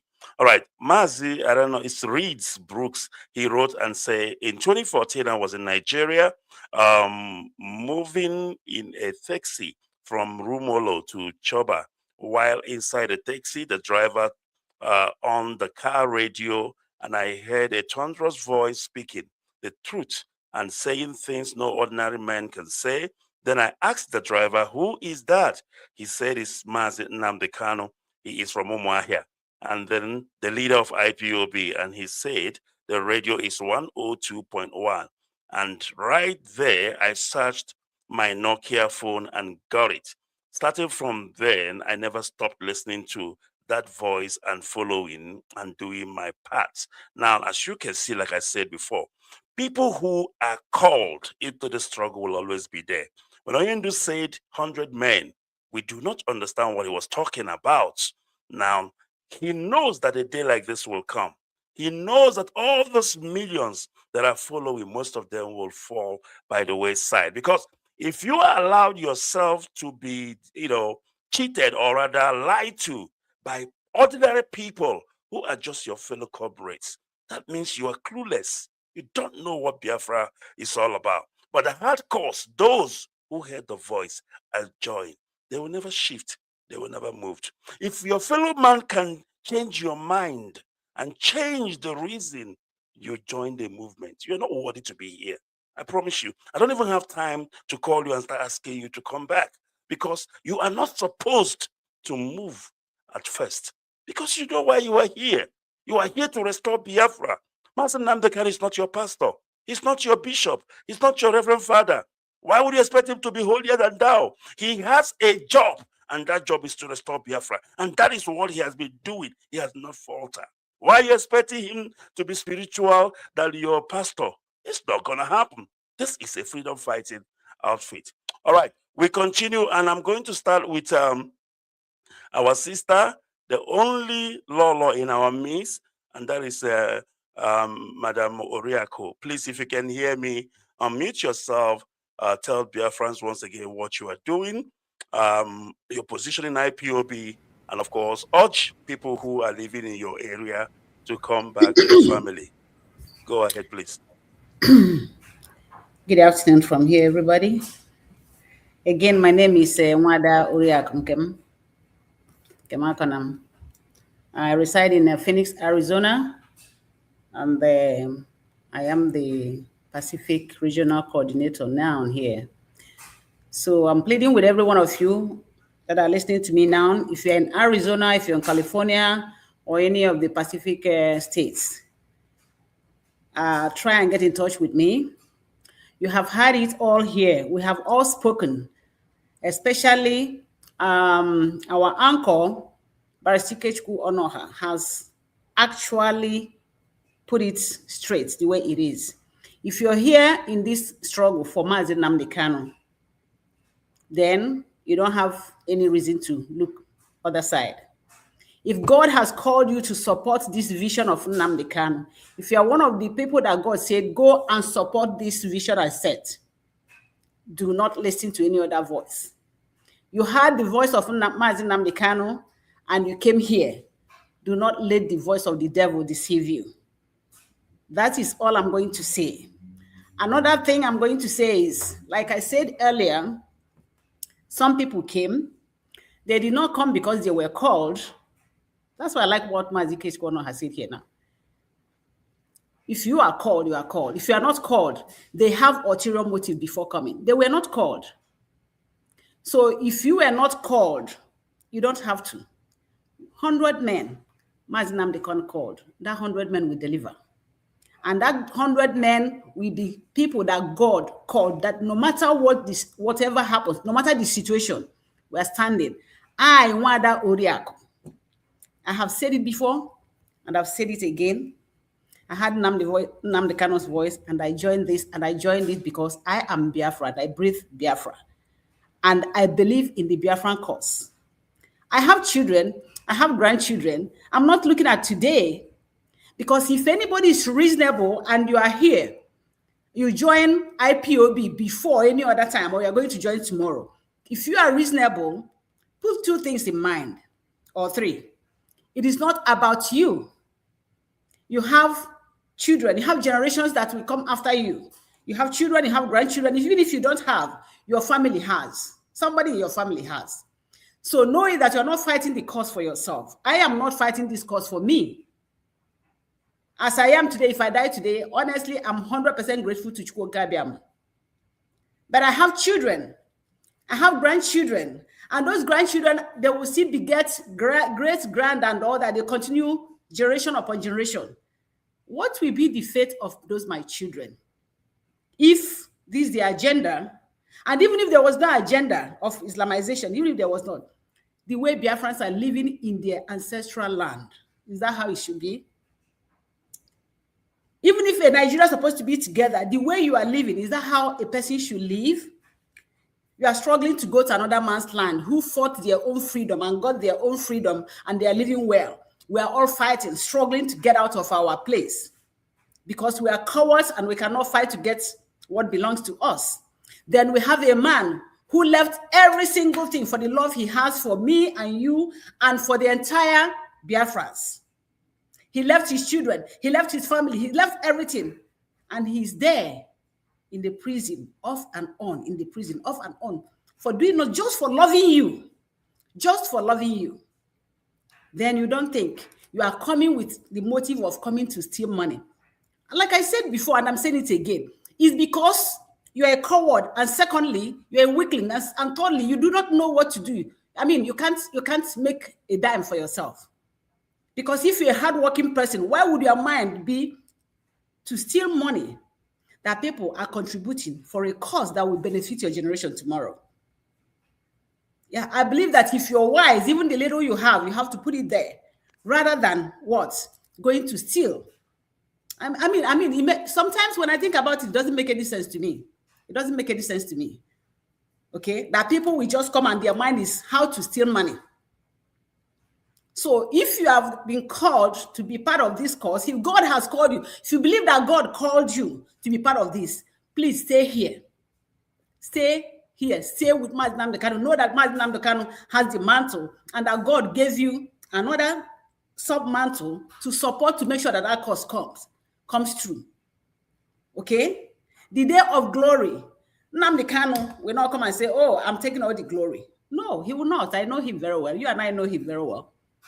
So why don't we walk with him?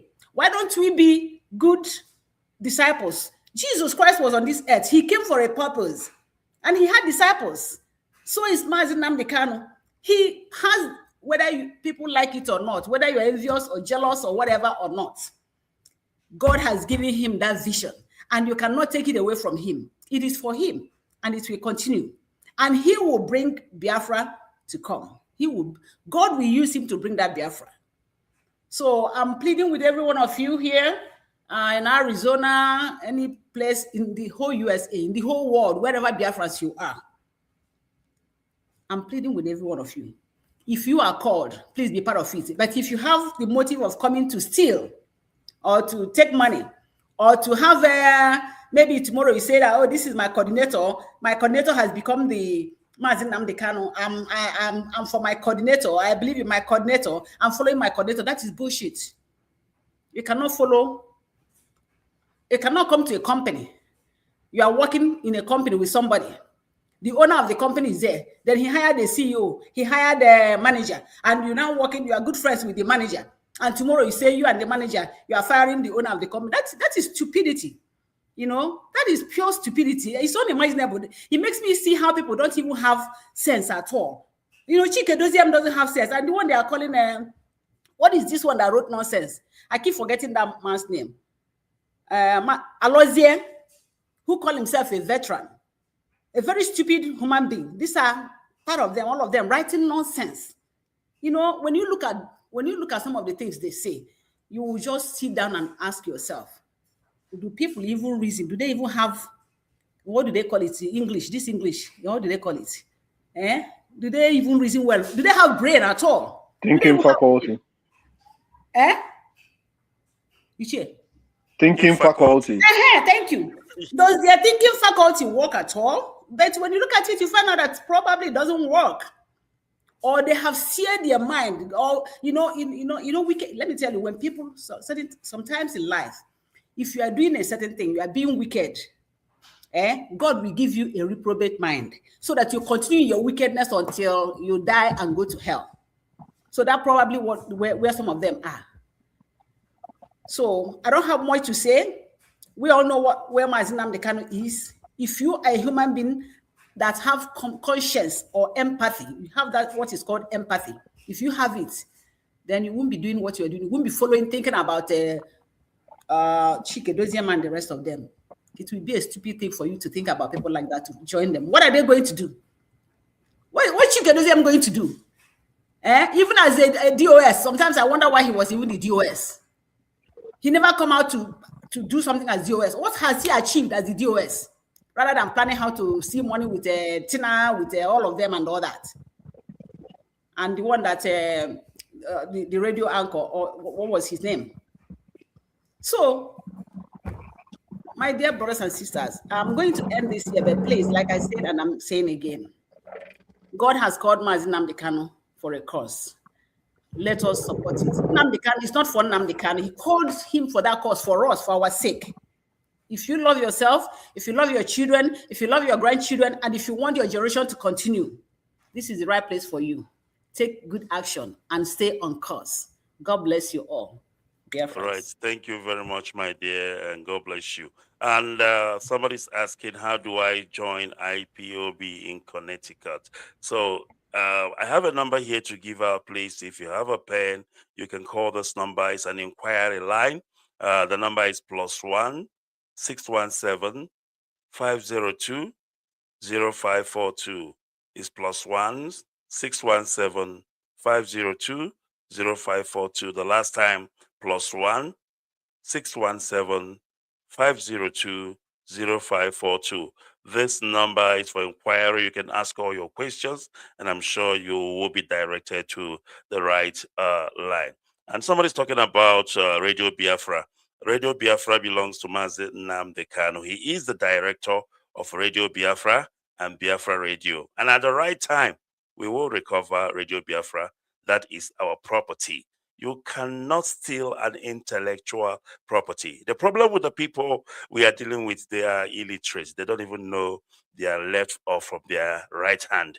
If you like, you can remove Mazi Nnamdi Kanu's name from the registration of IPOB in London. That is fraud.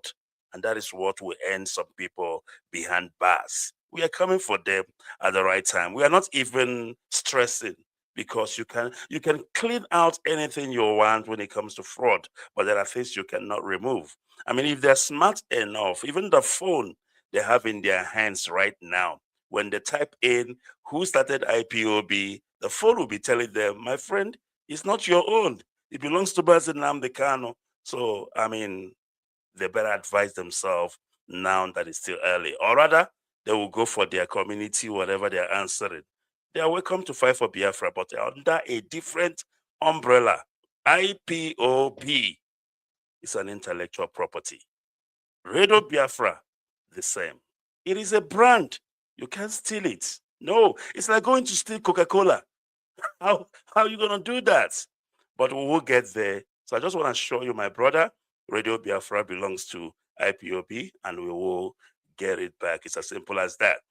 My sister was talking about Alozie, Ike Peters.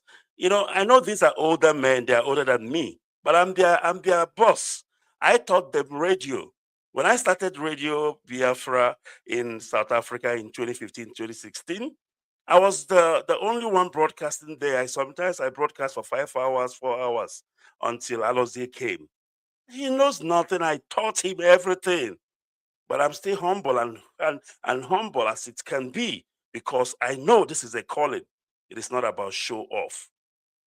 Ike Peters came in too. I gave him a slot. I taught him the radio. All of them on Radio Biafra. All of them, I taught them radio. If they can dispute it, let them come. The history is there. If you go back to YouTube, you will see when I started. It was just only me broadcasting. But like I said, the people who are called are still here.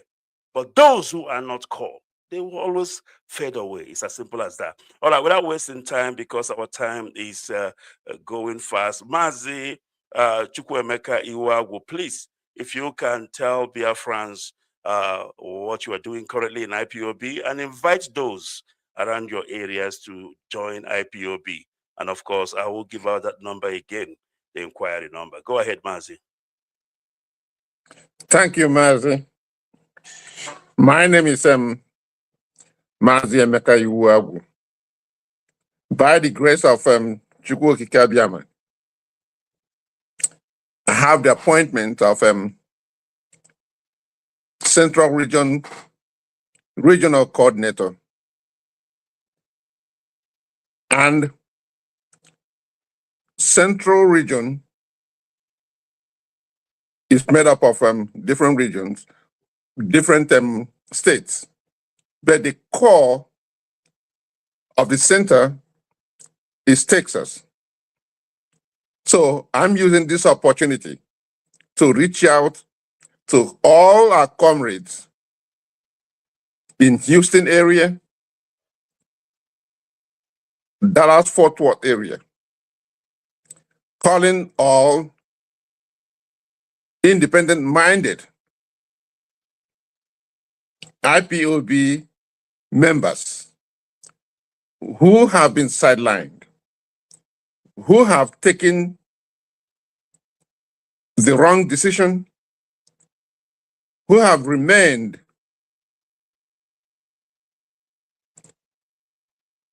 either nonchalant or not making the right decision, not knowing exactly when to come in, how to come in, or which direction to head. I'm reaching out to all of you. I'm calling each and every one of you. In Texas in particular, San Antonio, El Paso, Corpus Christi, Sugarland, and primarily Houston and the suburbs. Please, we are getting back to the core. We are reorganizing. We are coming back. Mistakes could have been made, but we will smoothen out everything and get back to business. It is IPOB under Mazi Nnamdi Kanu. There is no alternative. Please, let us get back to business. Let us do what we do best, and that is grow this movement. I'm sure most members or the coordinators that have run this organization will tell you that it happens in Texas. Texas is the core of IPOB USA. Please, let us get back alive. Let us get back to business. Let us do it again. Mazi Ikechukwu has laid out contact number. You can reach us through that number, or you can call me directly at 832-490-0361. You don't need to know who I am, even though I'm sure most of our members in Texas must have known my name or come across my name. But please, this is a new ball game. Let us find out how we're going to do it again. Because it is in Texas that we do it. Thank you so much. Thank you, everybody. Thank you very much, Mazi Ike Peters. All right, let me rightly go to Mazi Ichezioku. Mazi, please go ahead. Did you say Mazi Ike You Peters? said Mike Ike. Oh, my Emeka goodness me. Iwagu. I was reading something somebody wrote, and then I'm sorry about that. Mazi Emeki Iwagu. Thank you very much. Thank you, Mazi sir. Che, please go ahead. Thank you once more. Thank you, all my comrades. You guys have been doing wonderfully well, and I'm so proud to call you guys my comrades. Since 2021, you guys have stood your ground and stood with us. Even this new portfolio, which is North American rep, I was given by Mazen Nandekano. I say that we will not disappoint. We've never disappointed. That is the main thing. I normally hold my head up high to say we've never disappointed. All of you here stood your ground. Even when they were fighting against each and every one of you, especially those in the US. They called us so many names. They called us the 5%ers. And today, we are still waxing strong. Apart from being the 5%ers, they called us every other name that is in the book. But you know what? Today we can hit our chest and say, yes, we are stronger than ever before. The IPOB that we're building is going to be a different IPOB, which Wonyendun Mazen Nanikana has given us the task to do. It's going to be a new IPOB, especially in the US and Canada and Mexico. It's going to be a very different kind of IPOB. We are not going to delay about like those that said that they were walking on the ground. And if you notice, right from time, we have never been laid and pushed over, because we've been here and we've been doing the needful right from time. I'll give you a little bit of history about, I wouldn't want to take our time, but I'll just give a little bit of history on how I became the coordinator to where I am today. Me and Eric Obaka started IPOB in Massachusetts here, and when we started our journey, I was made the coordinator. In making me the coordinator, we got one of our sisters, which is Madam Erowa, and she came and joined us. Before she even joined us, I called up my superiors and told them I was going to hand over to her because I heard she was coming. And my superiors were like, "Are you serious? I said, yes. What am I doing with it?" And she's the only woman in our midst, and she should be given the coordinatorship. Then I called later. We came to the meeting. I called my colleagues in the meeting and told them, "Oh, look at what I wanted to do or what I want to do," and they were so happy. They said, "Oh, that's a nice thing to do."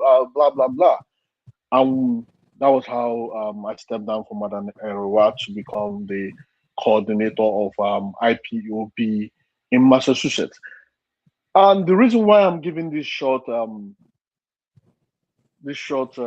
history about myself is because I don't really know the reason why people are hell bent on holding to position which they are not gaining anything out of it. It now dawned on me later that they were actually getting something out of it. That was the reason why they were holding on to the position. I call them by their names. Chike Dozim, Chinasa Nwodu, Tony Nzurumike, Oforma, Isaiah Yoba. They are all, each and every one of them are all criminals. I'm not missing word. I've dealt with them so many times. If you are not interested in the money of Biafrans, why are you holding on to the position that you were told to leave? Or Ginwe, or Naginwe? It's not yours. You're just simply here to serve our people. You're a mere servant of the people. So if you're the servant of the people, what you're supposed to do is to relinquish power when you're told your service is no more required. Why are you making a fuss out of something if you think you're not gaining anything out of it?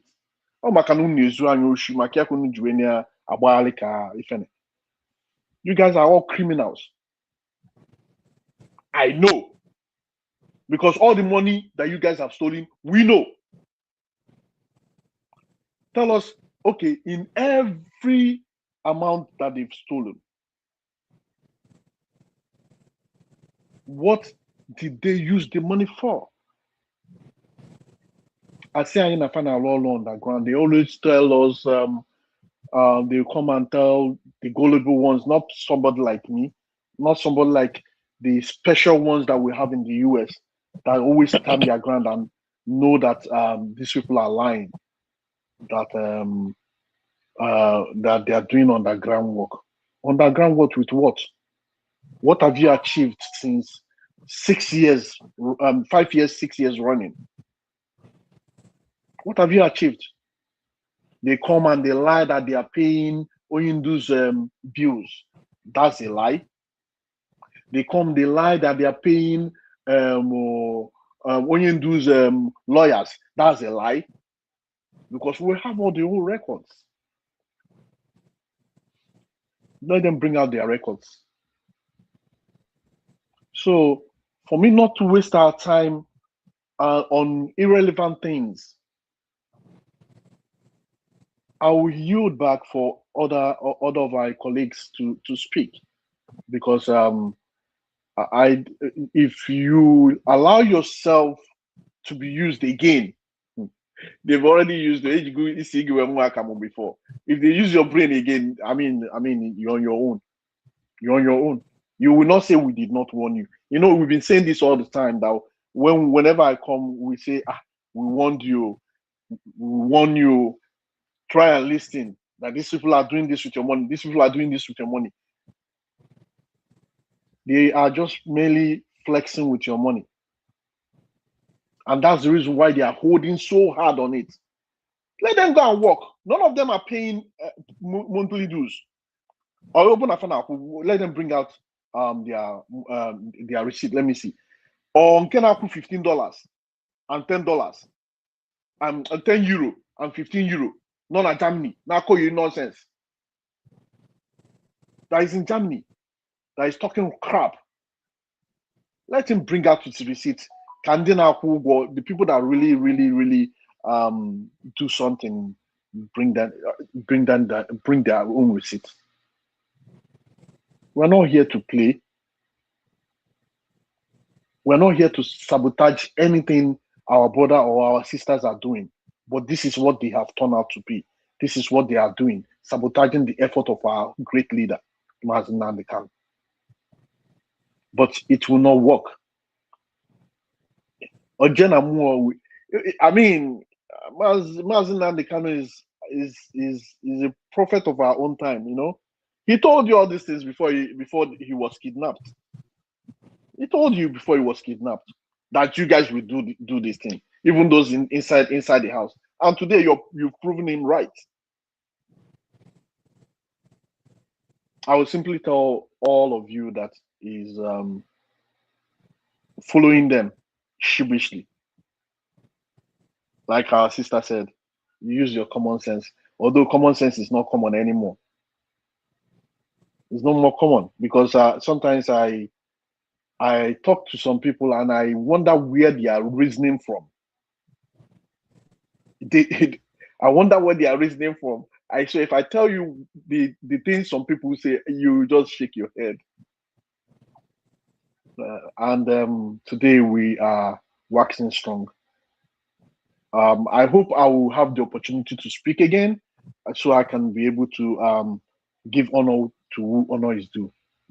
Thank you so much. Dalo. All right, thank you very much, Mazi Ichie Ezioku. You have spoken the way it is. Like I said before, I remembered, when you spoke to me at the heat of the moment when they said, no, you are suspended and all those things. So you actually inboxed me and told me everything. I did not refuse, but I thought about it. And at the end of the day, everything you said was 100% what it was. And I actually took your advice at that moment. And that was actually why I left Radio Biafra. If you can ask Ofoma, all he said to me was, no, don't host Wanda Nenaya anymore. I said, I cannot do that. I will host her. I rather host her from my Facebook page. And that was exactly what I did. And I'm not regretting any bit of it. All right. Thank you very much. Let me go to Mazi Ace because he is running. He's got something quickly to do. Mazi Ace, if you can come up and then, of course, address your constituency, invite them to join, tell them that we are back fully, and then, yeah, we'll move to another person. Mazi Ace, if you can hear me on mute. Absolutely, Mazi Kechuku Onoha. I'm hearing Sorry, you loud. Sorry, I'm calling you Mazi Ace. That's it's what okay. I saw. It's okay. It's okay because my full name is very mouth feeling. So I decide to abbreviate it like that to make it easy for people to remember the name and remember the face. So it's you're welcome, Mazi.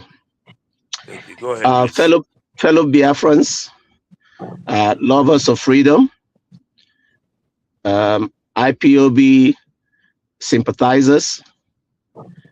I'm here once again. My name is Mazi Augustine Chimaobi Eke Ndulo Ebulem the second.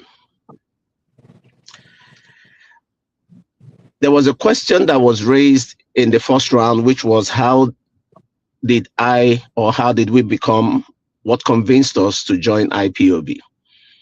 I left out that question for the next round. So I am going to sum it up in this round.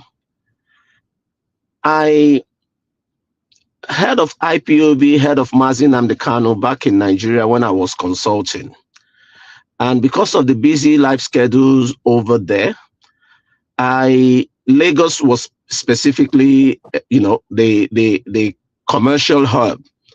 Abuja was where I was also shuttling in between. So radio frequency, the 102.1 frequency was very, very rare. So because of the lifestyle, I didn't do much about it. Although in one of my professional discussion, I found myself actually defending Mazi Nnamdi Kanu when we were talking about it. But I didn't do much about it until 2020, when I returned back to Canada due to the COVID. And in that process, a friend of mine, IykeObed, now in Houston, Texas, called me up and said, have you been hearing the voice of this man? I say, which man? He said, oh, I'll send you the link. I'll send you the link. He sent me the link, the Facebook link. That was the first time what made me to actually go into Facebook. And then obviously, because prior to that time, because of the busy lifestyle, there was no time for Facebook, any social media platform, because there was too much on my desk to handle. So I took, because of that, I joined Facebook and I started listening to the voice of our leader. Every time, every broadcast was hitting me like a ton of bricks. I was, who is this man? Who is this man? Then I started going back and back again to all the previous broadcasts he has made. I started tracking back. Up to an extent, I said, you know what? I'm going to look for a family in my province. I went online. I started doing research. And then I stumbled across when he came to visit, when he had a town hall session in Ontario. I watched that program all the way to the end with the hope that there were going to be names, contacts, phone numbers that would be displayed for people that wants to contact or reach out. And there and then I found the one that corresponds to my province.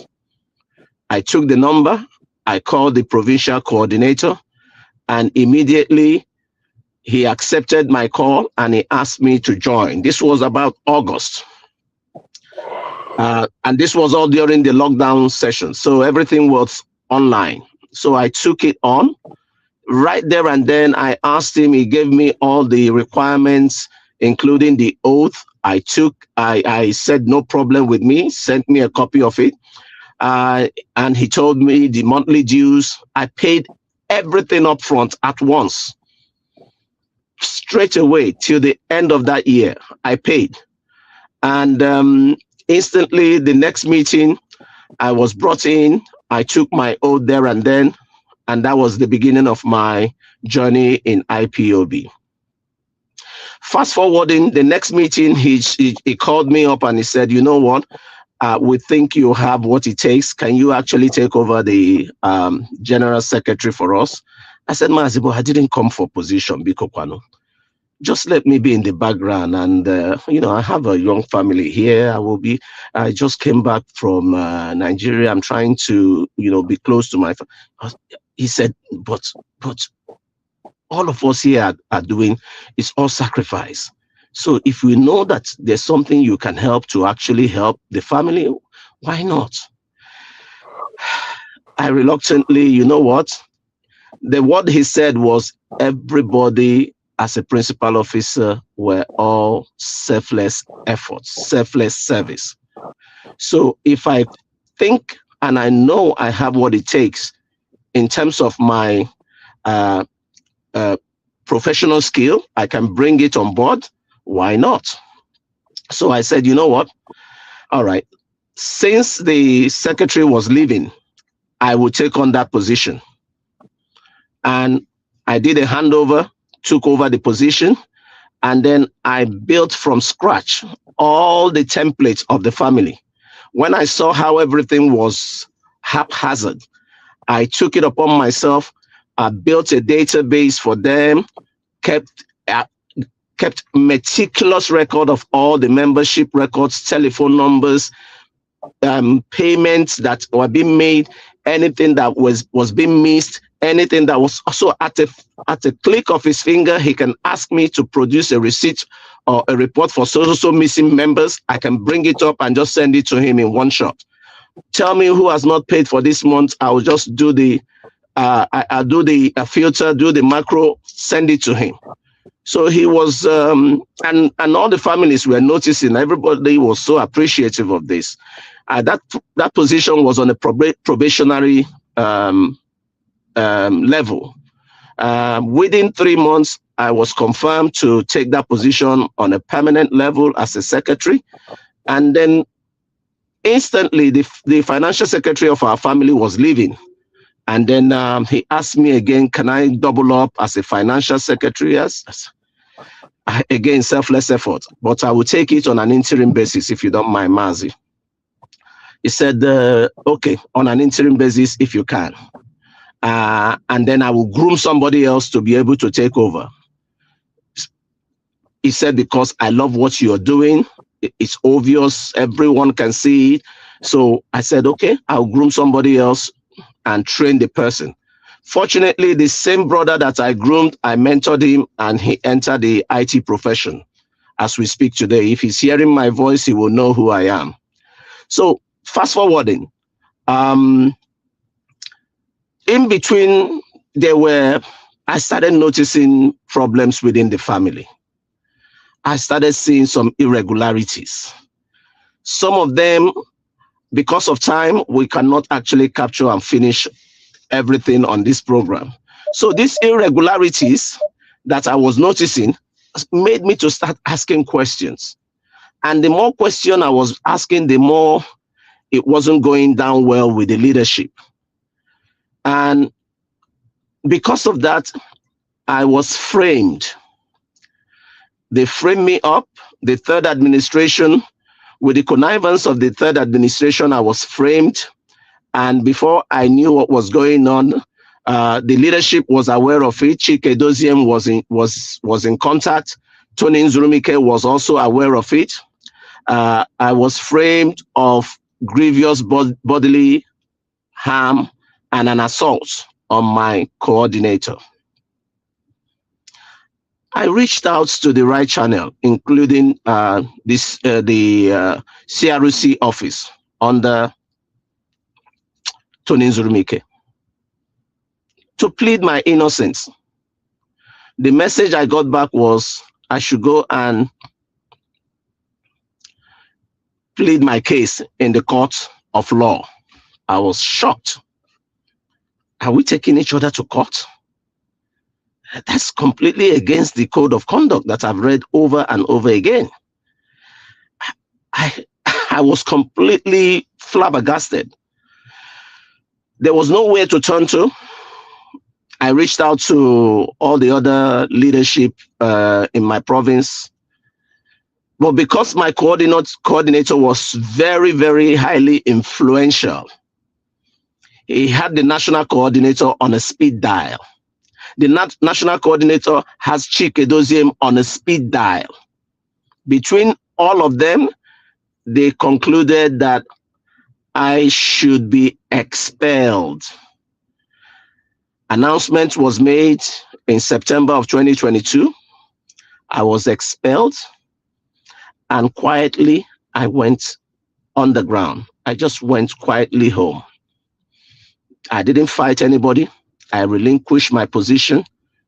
I took myself off the forum, but I kept meticulous record, meticulous detail.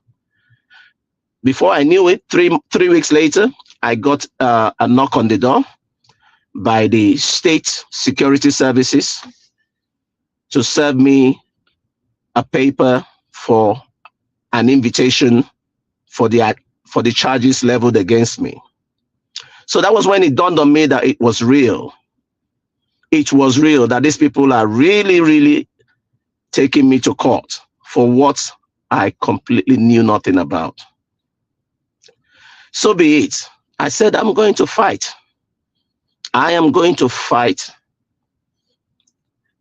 Privately, legal fees in North America ain't cheap.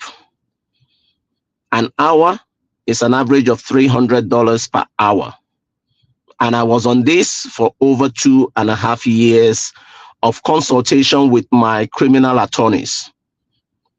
We went for the matter,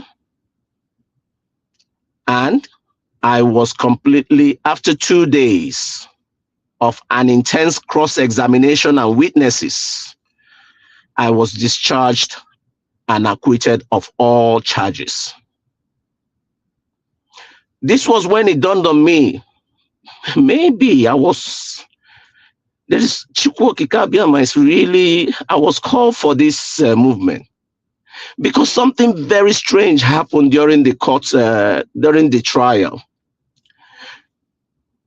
The chief witness of my coordinator that came to testify for him found himself on a dock,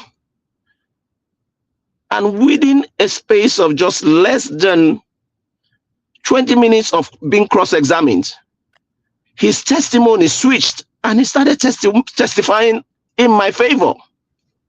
I was I was shocked. My wife was with me all throughout the trial. We looked at each other, and my attorney looked at me from their position. They were shocked. That was when it dawned on me that perhaps there's the hand of Chukwu Okike Abiama in this matter. At the end of the trial, I was discharged and acquitted. And while I was being expelled, I remained an underground supporter of the movement. I continue to support in any way I can. I attend the fundraising whenever it is requested. I support some fellow Biafrans, media warriors up to date, that I have been personally responsible for their platforms, supporting them in every way I can for them to continue to propagate this gospel of liberation. And as it turns out, when this call came for me again for this position as the Canadian or the Canada National Coordinator, I tried to run away from it. I recommended other people but myself, because I thought, having gone through this legal wrangle with this third administration, I still have a lot of score to settle with them. And I didn't want anything to compromise or to prejudice those cases, which I'm not going to display or discuss in the public. So I told the select committee and vetting committee that I can't really take this because of this, but I would recommend other people instead. But every time they cast the dial, it was coming back to me. They would gracefully take my message and say, okay, Mazi, no problem. Well, but at the cast of every dial, they will come back to me again, Mazi, this is what it is. I found myself being like Jonah in the land of Nineveh, when God was trying to ask him to go and deliver your people. He entered the canoe boat and tried to run away until there was a submersion, and the fish swallowed him and brought him back to that same land he was running away from. And I thought, perhaps this is what it is. And I graciously told the select committee and vetting committee that if it turns out that there's nobody else, and you people have found me fit to be the one to go for this role, I would graciously and gladly accept it to serve my people in this capacity of the Canada National Coordinator. And here I am today as the newly appointed Canada National Coordinator for the whole Canada. And my message to everyone listening to me in Canada today is, a new era is here. A new leadership team is here. For those of my comrades that know my antecedents in Montreal, they know what I am talking about. And as a result of that, we are going to rebuild the Canada family. We are going to bring everybody together. And as a step to prove to my comrades, lovers of freedom, Biafrans, spread all over Canada, I have taken the first initiative to introduce a national WhatsApp forum where we are first of all gathering everybody from every province in Canada under one communication channel to disseminate informations that is coming from the fourth administration of this regime.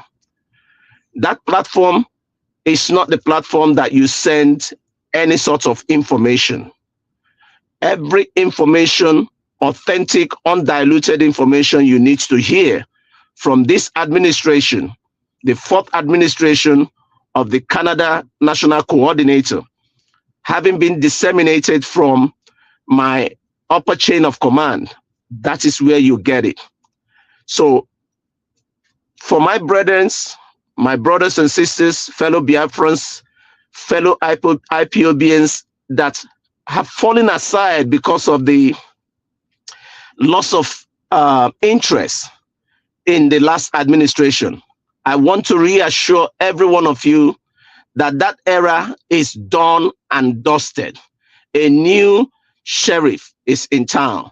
Under this administration that I will be piloting, I can assure everybody that everyone's voice and concerns are going to be taken on board. So I would urge every one of us listening to me tonight to please reach out to a number which we will be posting. We will be sharing that number right before this program ends. Just like the US people have their own inquiry line, I will share a number with Barrister Ikechukwu for all our fellow Canadians listening to this broadcast tonight, to reach out to a number which we're going to designate as our own national inquiry line for us to start gathering ourselves together again. Already we have started doing it between myself and one of our officer, Wanda Njideka. She has been doing absolutely tremendous. People have been reaching out to her. She has been channeling those numbers to me, and I have been making calls to these people, and believe it or not, we are winning souls.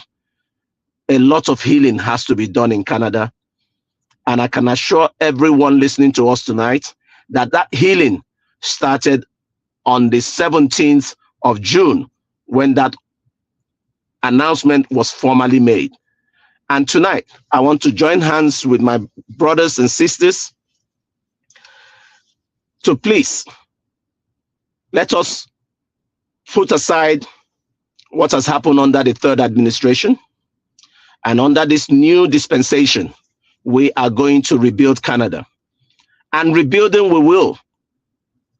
And you all are going to be proud of what we are going to do in Canada. So Mazin Ikechukwu, thank you for this wonderful opportunity. Thank you for having me on the stage. I am going to stand by, but I'm going to be with you just in case when my daughter comes back out and we start making our way home, but I'll continue to listen to the program. Thank you all.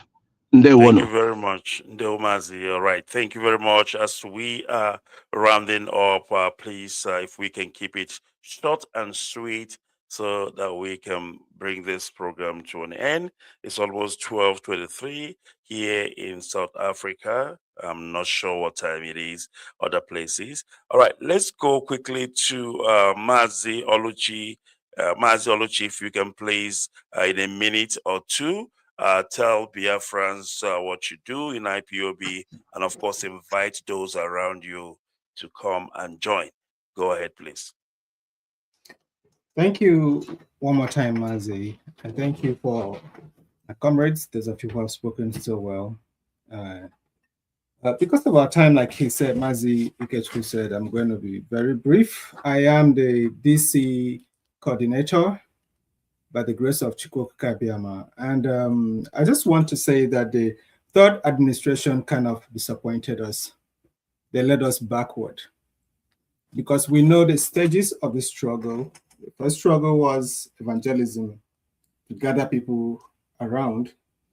And the second stage was the diplomatic era, which we are in. But unfortunately, The diplomatic era is being mixed up now with evangelism again because the third administration led us backward.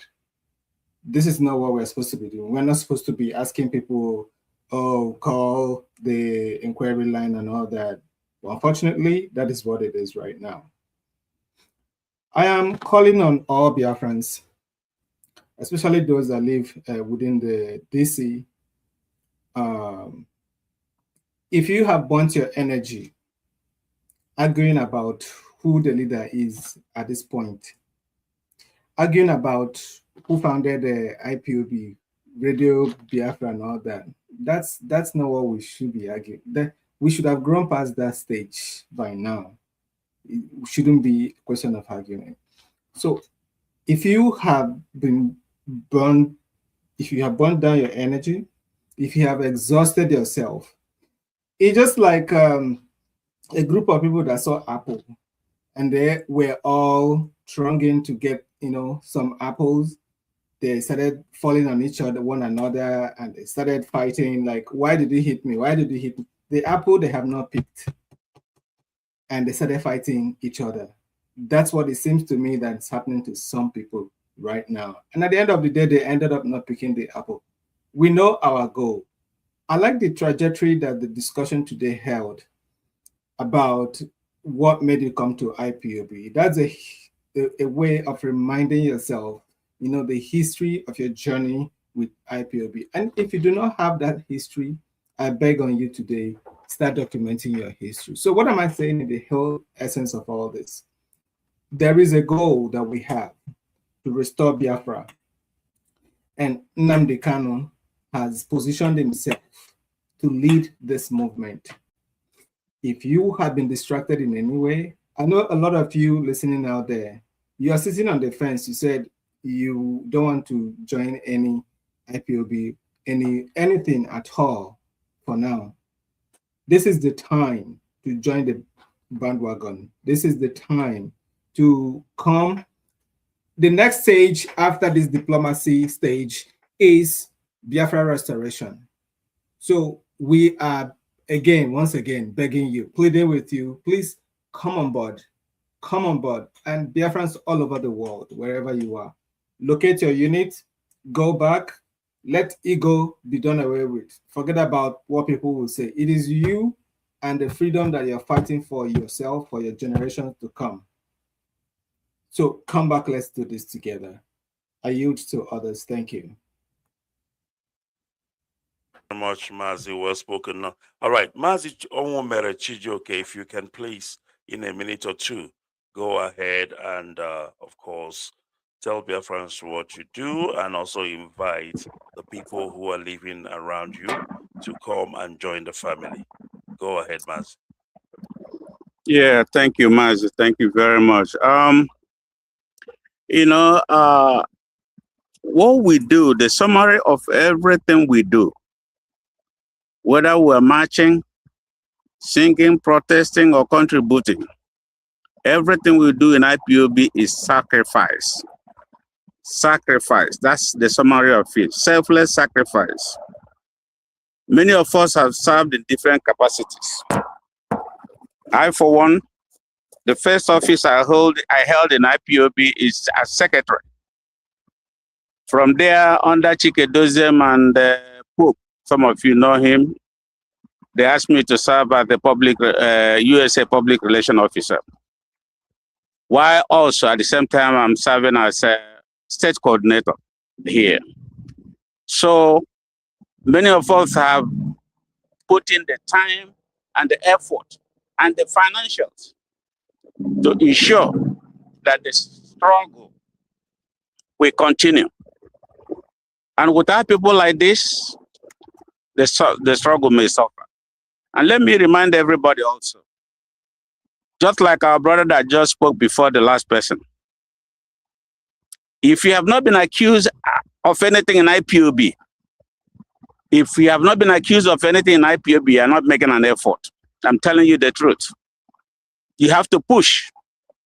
If you are not pushing and they are not calling your name, then you are making a minimal effort. This person ended up in court. I wish they would do the same thing all over the place instead of going on the radio and talk bad about everybody else.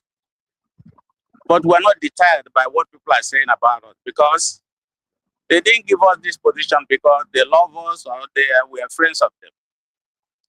They gave the positions out because of people they trust, people that have remained steadfast, people that are dedicated.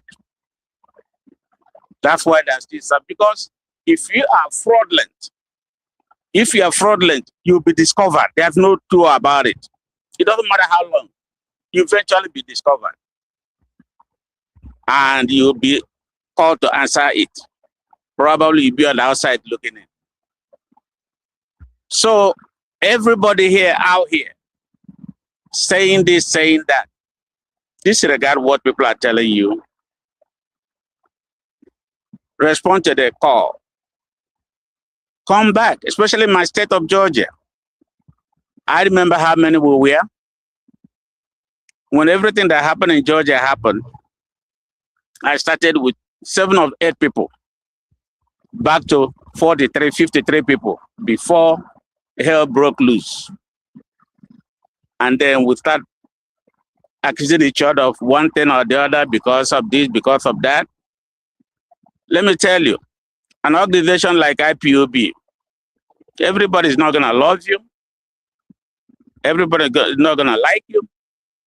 And you're not going to like everybody. But there is a central point, is support the struggle. Support the struggle. You came here for the struggle. You came here to help Nnamdi Kanu restore Biafra, irrespective of who is in front of you. Irrespective of who is in front of you. Some people are jealous. I don't know why you're jealous. If the person is getting anything, the person is not getting anything. He's just serving, just like you. So the people in Georgia and elsewhere, especially around the country, please call that number that Mazi Barrister gave out.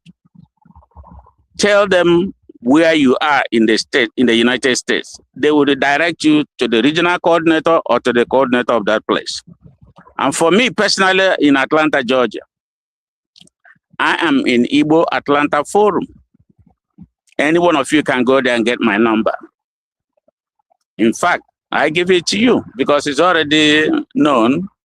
You can reach me at 404-781-8274. 404-781-8274. You can reach or text me on that number and I will get in touch with you. I appeal to each and every one of you. Chike Dozem has finished his time.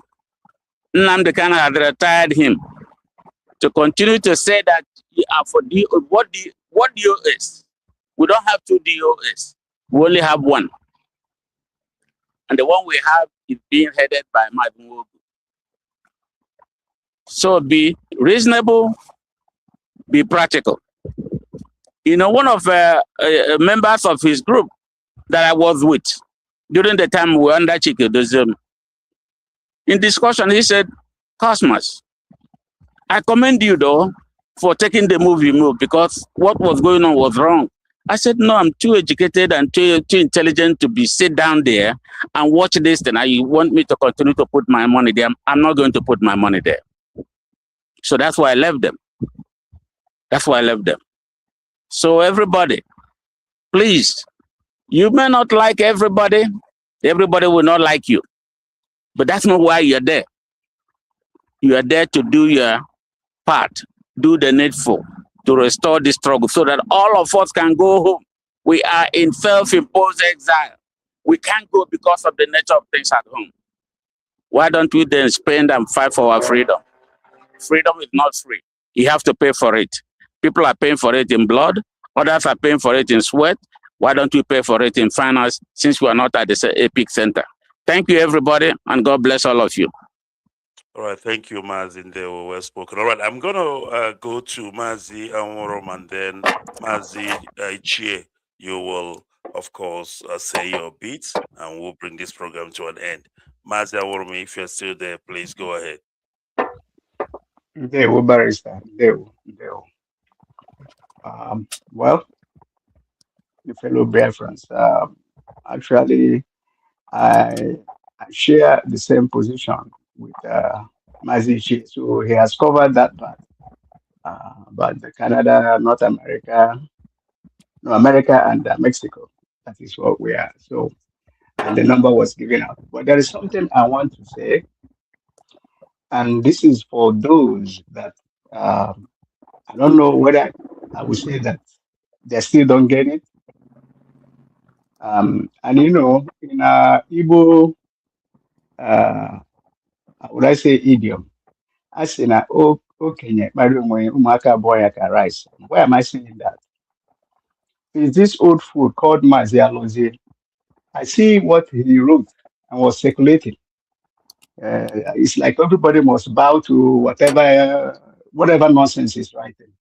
This is an old man that knows better, and he's circulating this nonsense. Does he think people are stupid? And for those that are listening to him, maybe you guys think Mazinlande will not come out. He will come out. And when he come out, you people will have yourselves to blame.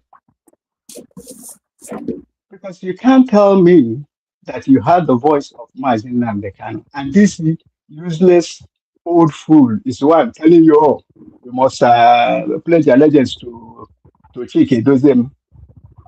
That is outright nonsense. Anybody in the USA that is been with us here, whether under Chike or whatever, or you are stepped aside, or even under whatever autopilot, you know the arrowhead of this struggle is Mazen Nandekano. The tides have changed. Mazen Nandekano has picked our brother, Chris Wogu, to be the new HOD. And for I heard in their brokers, that Iche will explain more on that. Mazen Wogu is not even an IPOB member, or that only do when I made him a HOD. What? Wogu, that is, as at the time he took this position, he was the deputy coordinator in Massachusetts and had been in this struggle for a while. So, you know, these are gullible people listening to their nonsense, period. You don't make any inquiries. Or maybe they're just lying because they know the truth. Aziwogu has been in this struggle for a while. He's been fighting with us here. He's been contributing immensely when all these other people ran away. He was under our little group here that everything, even the Sokome money, everything was from here. It wasn't just me. It wasn't just the chair. It's these people making tremendous financial sacrifices. And these people come and start talking nonsense. All they care about is where they will take that money and put in their own pocket. But the truth is, I have, well, they know me in this struggle. I don't talk much. I know what to do when I need to do it. And for them, those that have ear, please listen.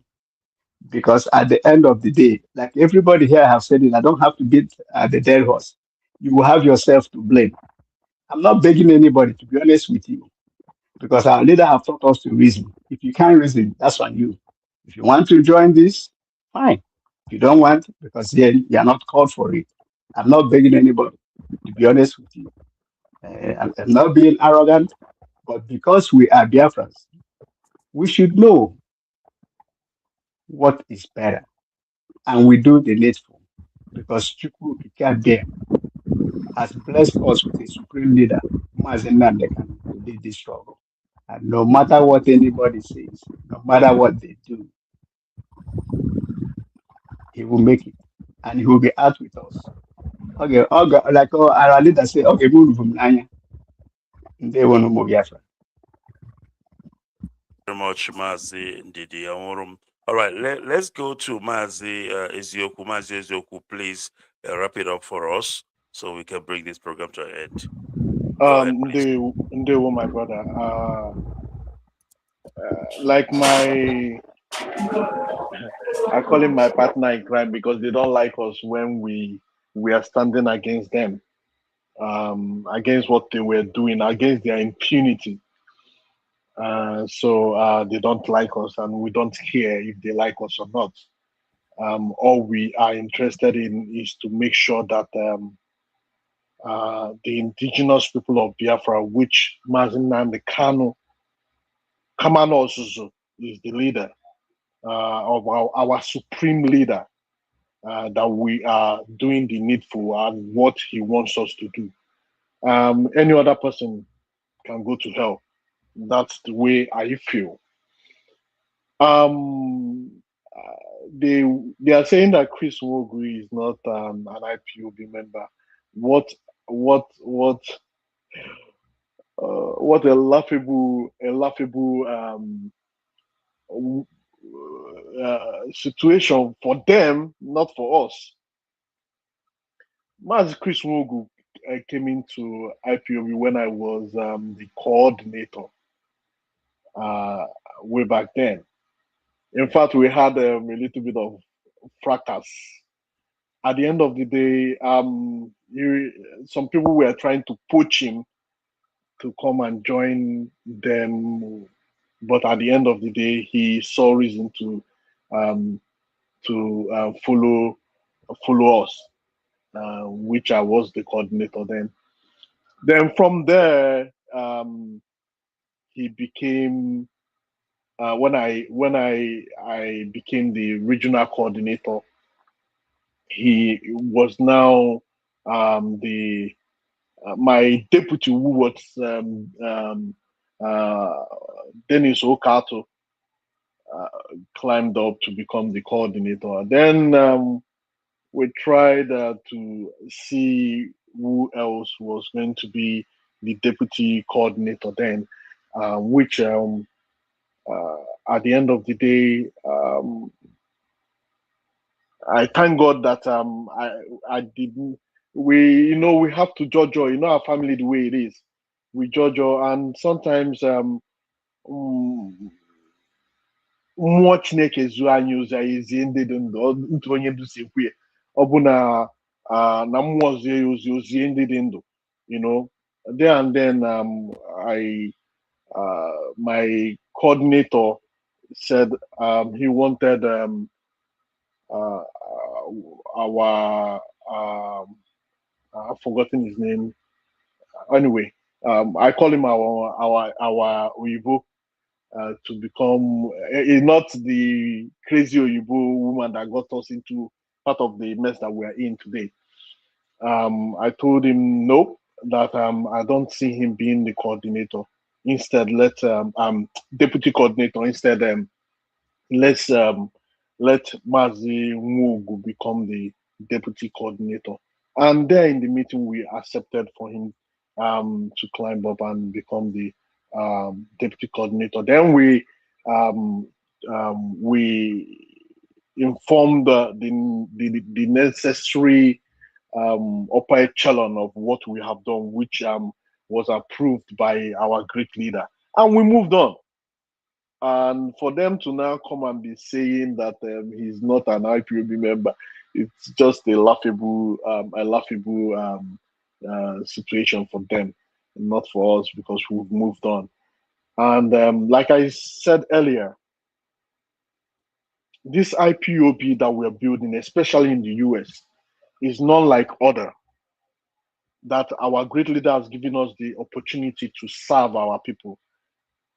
If you know that what you are coming to IPOB to do is to do eye service, I'm sorry for you, because we don't do eye service in IPOB. And if you know that you're coming to IPOB to come and throw your weight around, I am sorry for you, I am Woganan. And if you know that you're coming to IPOB not to respect the leader of indigenous people of Biafra, then you have a problem with us. You have us to contend with. That is one thing that we don't play around with. We don't play with Oyindu. And Oyindu does not play with us. And if you see someone that loves you, it is necessary, and the wise thing to do is to love the person back. And to be sincere with you, I love each and every member of IPOB USA that stood with us during this ordeal that we were facing um, from 2021, 2022 to date. They stood their ground. They loved Onoyendu. Some of them dipped hand in where they are not supposed to dip hand into to make sure that instruction given by Onyendu is carried out. Until today, they've been doing.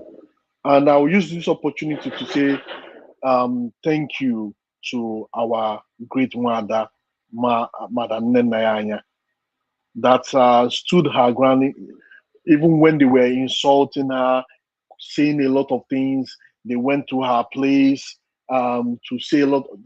They went to our village to say a lot of things, to do a lot of things.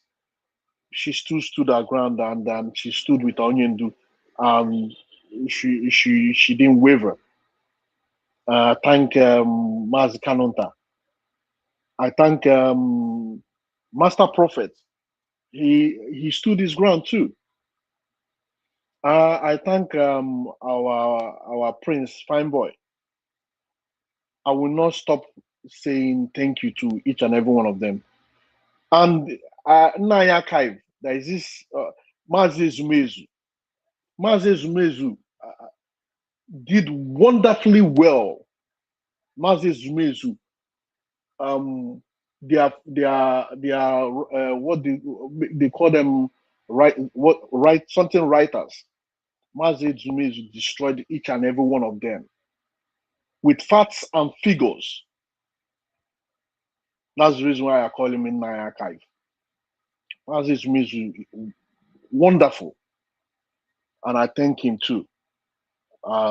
He has done so well. And our barrister stood his ground too.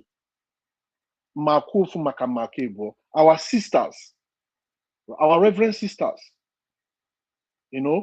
they stood their ground. Our brothers, they all stood their ground. And today, they have seen where we are today, that we are in the right, and we can beat our chest and smile that we're in the right. And I thank my fellow partner in crime, those that they want to destroy us, but they could not. And I thank each and every one of you. Mazi, are we healed here? And please, if you're calling that number, please call on WhatsApp, please. If you call direct, you won't be able to get the line, but you have to call on WhatsApp, please. They won't. All right. Thank you very much, Mazi. And of course, thank you all of our guests today, those from North America and those from Canada. We thank you so much this evening, of course, for coming up here and talking to Biafrans. It has been indeed a wonderful show. And I just want to thank everybody, even our listeners, those who has been listening to us. And this is where we're going to bring this program to an end. I just want to say one thing. Those who are chosen, those who are called, are still those who are still here. We don't need, people who are not in this vision to come and destroy what we are doing. Only those who are in this vision, who know their history and where we started, and of course, where we are going. And one thing is sure, our leader will regain his freedom. And of course, when he comes out, the rest will be history. But for now, we must continue. We must do our brief. We must do everything to the best of our ability and knowledge to ensure that this race is assured. You have seen the inquiry lines for Canada. Also on the line here, I posted for America. America is a WhatsApp line. And then, of course, you're welcome to call in and ask all your questions. Once again, I want to say thank you. Thank you so much for our guest this evening. All right, we will be coming back again tomorrow, and of course, it will be IPOB in Benin in Africa. They will be coming to of course, speak to Biafrans. And we will be bringing you different, IPOB units, IPOB principal officers, IPOB members of the Directorate of State, and of course, they will be coming here and speaking to Biafrans. And my name, once again, is Barr Onoha. I have been your host this evening. And from me and from here, it is good night and remain blessed.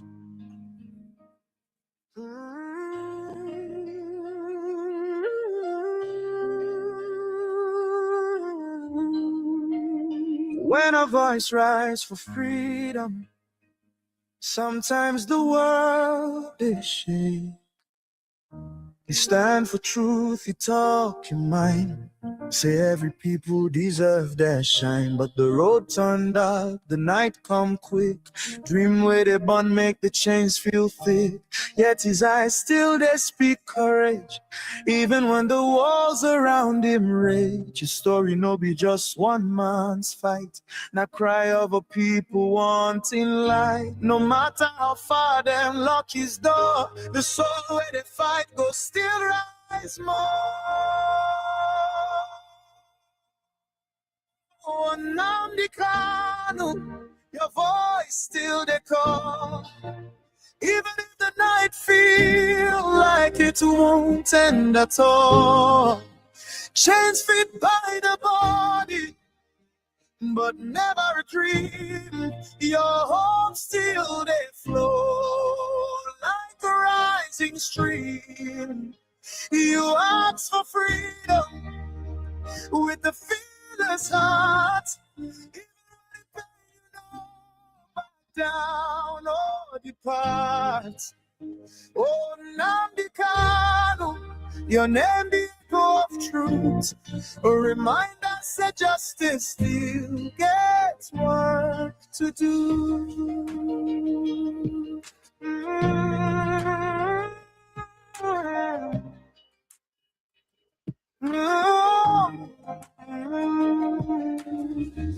Biafra, they pray with tears for eyes. Say God go answer you, he no go lie.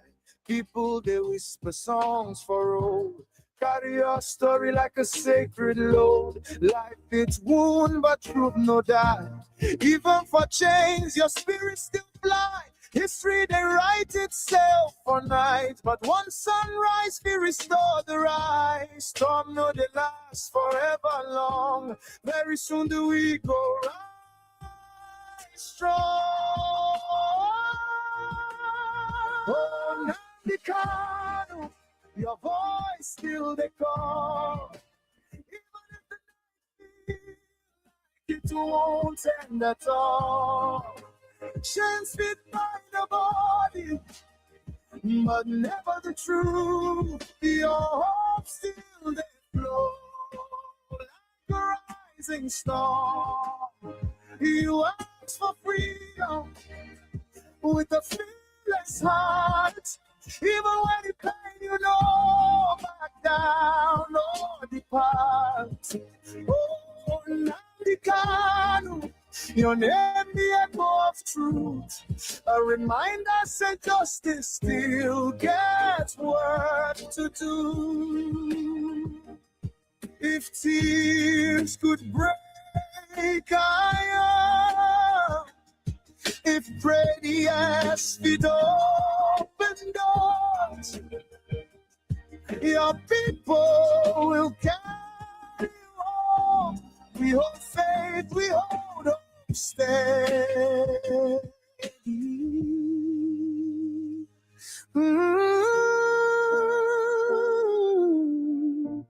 Oh, your voice still rise beyond.